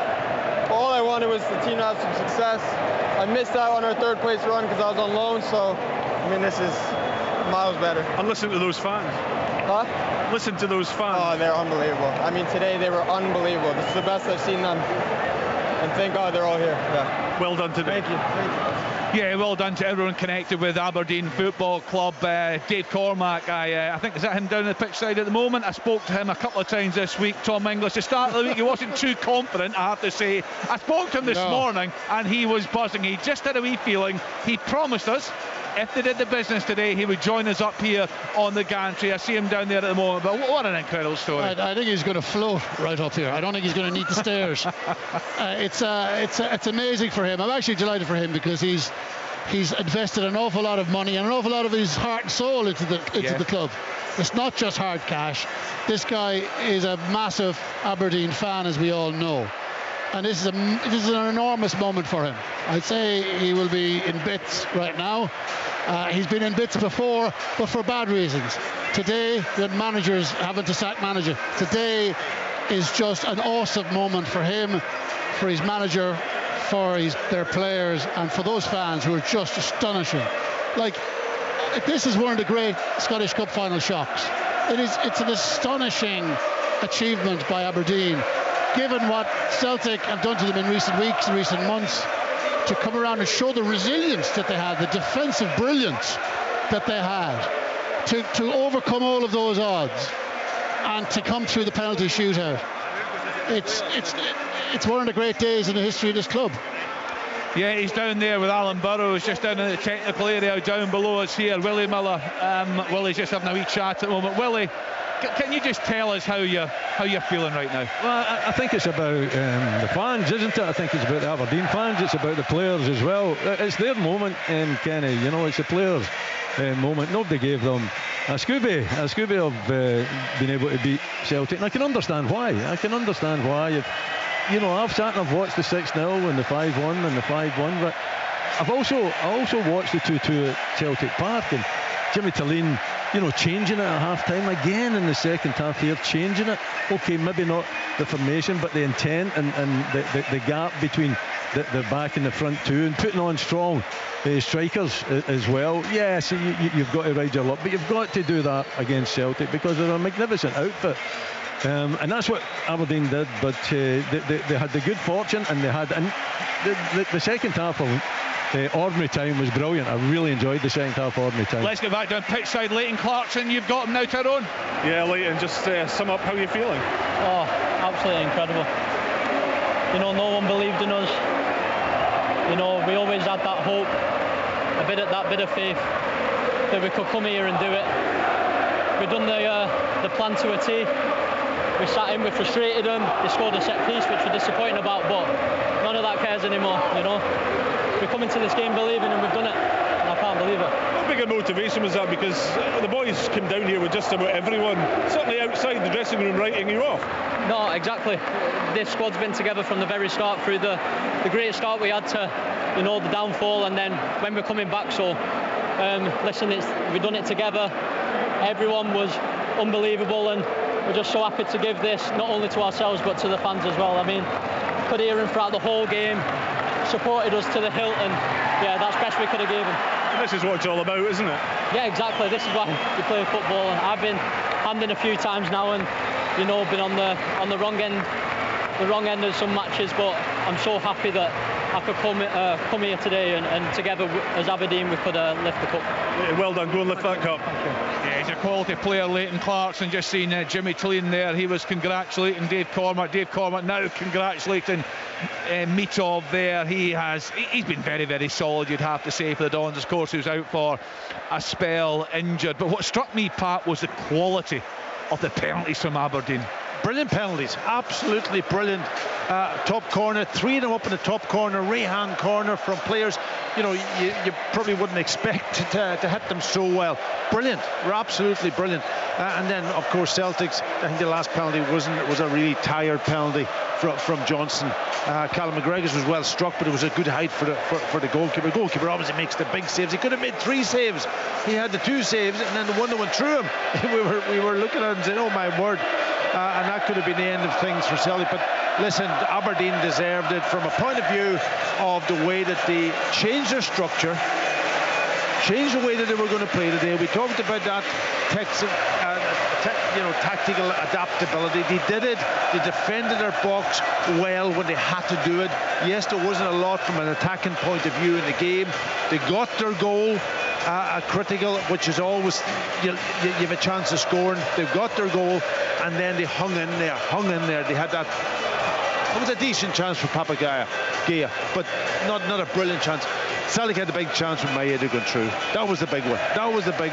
And the shots off the post and off the crossbar. So they had a better chance than Celtic, probably more control of the game, but it just didn't click for them today. And Aberdeen deserve it. You won a cup, you absolutely deserve it. And Willie was kidding me on yesterday that they had to leave early in the morning, Sunday morning, to get up for the open top bus parade. I wasn't kidding you on. Yeah. And it's come true for you, Willie. You'll have to leave at 6 in the morning to get up there. Willie's driving the bus. Willie, what gave you you were quite confident, I think it's fair to say, before this game today. What gave you that confidence? Well, just now it's not mistaken confidence, but at the time when I was asked if Aberdeen could do it, I thought they could do it because they've got some good quality players. They've got players that can make an impact. They've got Shaden Morris, for instance. Now he's frustrating.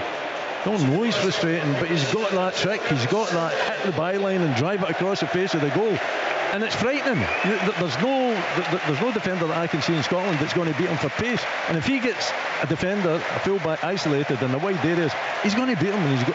And he took on Sloop. He gave Sloop 4 or 5 yards, and he almost went by him there. Yeah. So that's the pace that he's got. And this bit, we're a little bit disappointed. Big Papa Gay makes an impact. So does the bag when he comes in, when he comes onto the field of play as well. So I think a lot of Aberdeen people had just a feeling that Aberdeen were going to do something, and it's against the grain because we know the results that they've had against Celtic, but they have done it, and they've done it in a fantastic way. Yeah, just from Celtic's perspective, listen, they've had a great run. This was Brendan's probably first cup final, I think, that he's missed out on, but the team, to win a treble, listen, go back to that point. People say winning a treble is easy. It's not easy. There's days like this, you come up, you try your best, doesn't happen. So they get up there to pick up their losers medals. They don't have too many of them. Cal McGregor misses out, of course, in his winner's medal, and he's been a great player, but it's Aberdeen's day. They'll do it with humility, and that's the way it should be done, because they'll stand there now and be on the wrong end, be on a different end to clap up the winners today, and that's the way it should be. And you hang on to these emotions, I'm sure, and use that as inspiration to go again. That's important, isn't it? So the Aberdeen players, of course, just getting ready to come up and get their winners' medals. It's an incredible day for everyone involved. Aberdeen Football Club. See Alan Burrows down there just below us now. I'm trying to spot Dave Cormack. He's hopefully he's there now. He's actually waving up to somebody in the stand down below us. Dave promised earlier on he'd come up and join us in the Gantry Sportsman on air till 7 o'clock this evening, so hopefully we will hear from him. Tom English. Yeah, it's also, as it almost feels like an aside now, but obviously now Aberdeen take that European spot that belonged to Hibs up to now, so they're guaranteed European group stage football next season. That's 4, 5, 6 million quid's worth. And it's an aside. I hate to bring the vulgar subject of money into this, but it is an extra cherry on top of this incredible prize on this incredible day for them. Yeah, you're right, Tom. They're going to the Europa League playoff round, as you say, guaranteed Conference League football as a result of that. So well done to Aberdeen again. Alistair Lamont has been our commentator this afternoon, Al, and Aberdeen players getting ready for a moment, an experience they will never ever forget. Oh, absolutely. I mean, this is what a couple of generations have passed now since the last time an Aberdeen captain came up to lift this famous old trophy, and Graham Shinney is about to enjoy that privilege. Aberdeen winning an 8th Scottish Cup in the history. As I say, that one when they won it back in 1990, they virtually owned it at that stage. It was their 5th in 9 seasons, but to go 35 years without it has been painful stuff for some Aberdeen fans over the years. But here they come, about to come up the Hampden steps to lift it once again in 2025, having come out on top on penalties.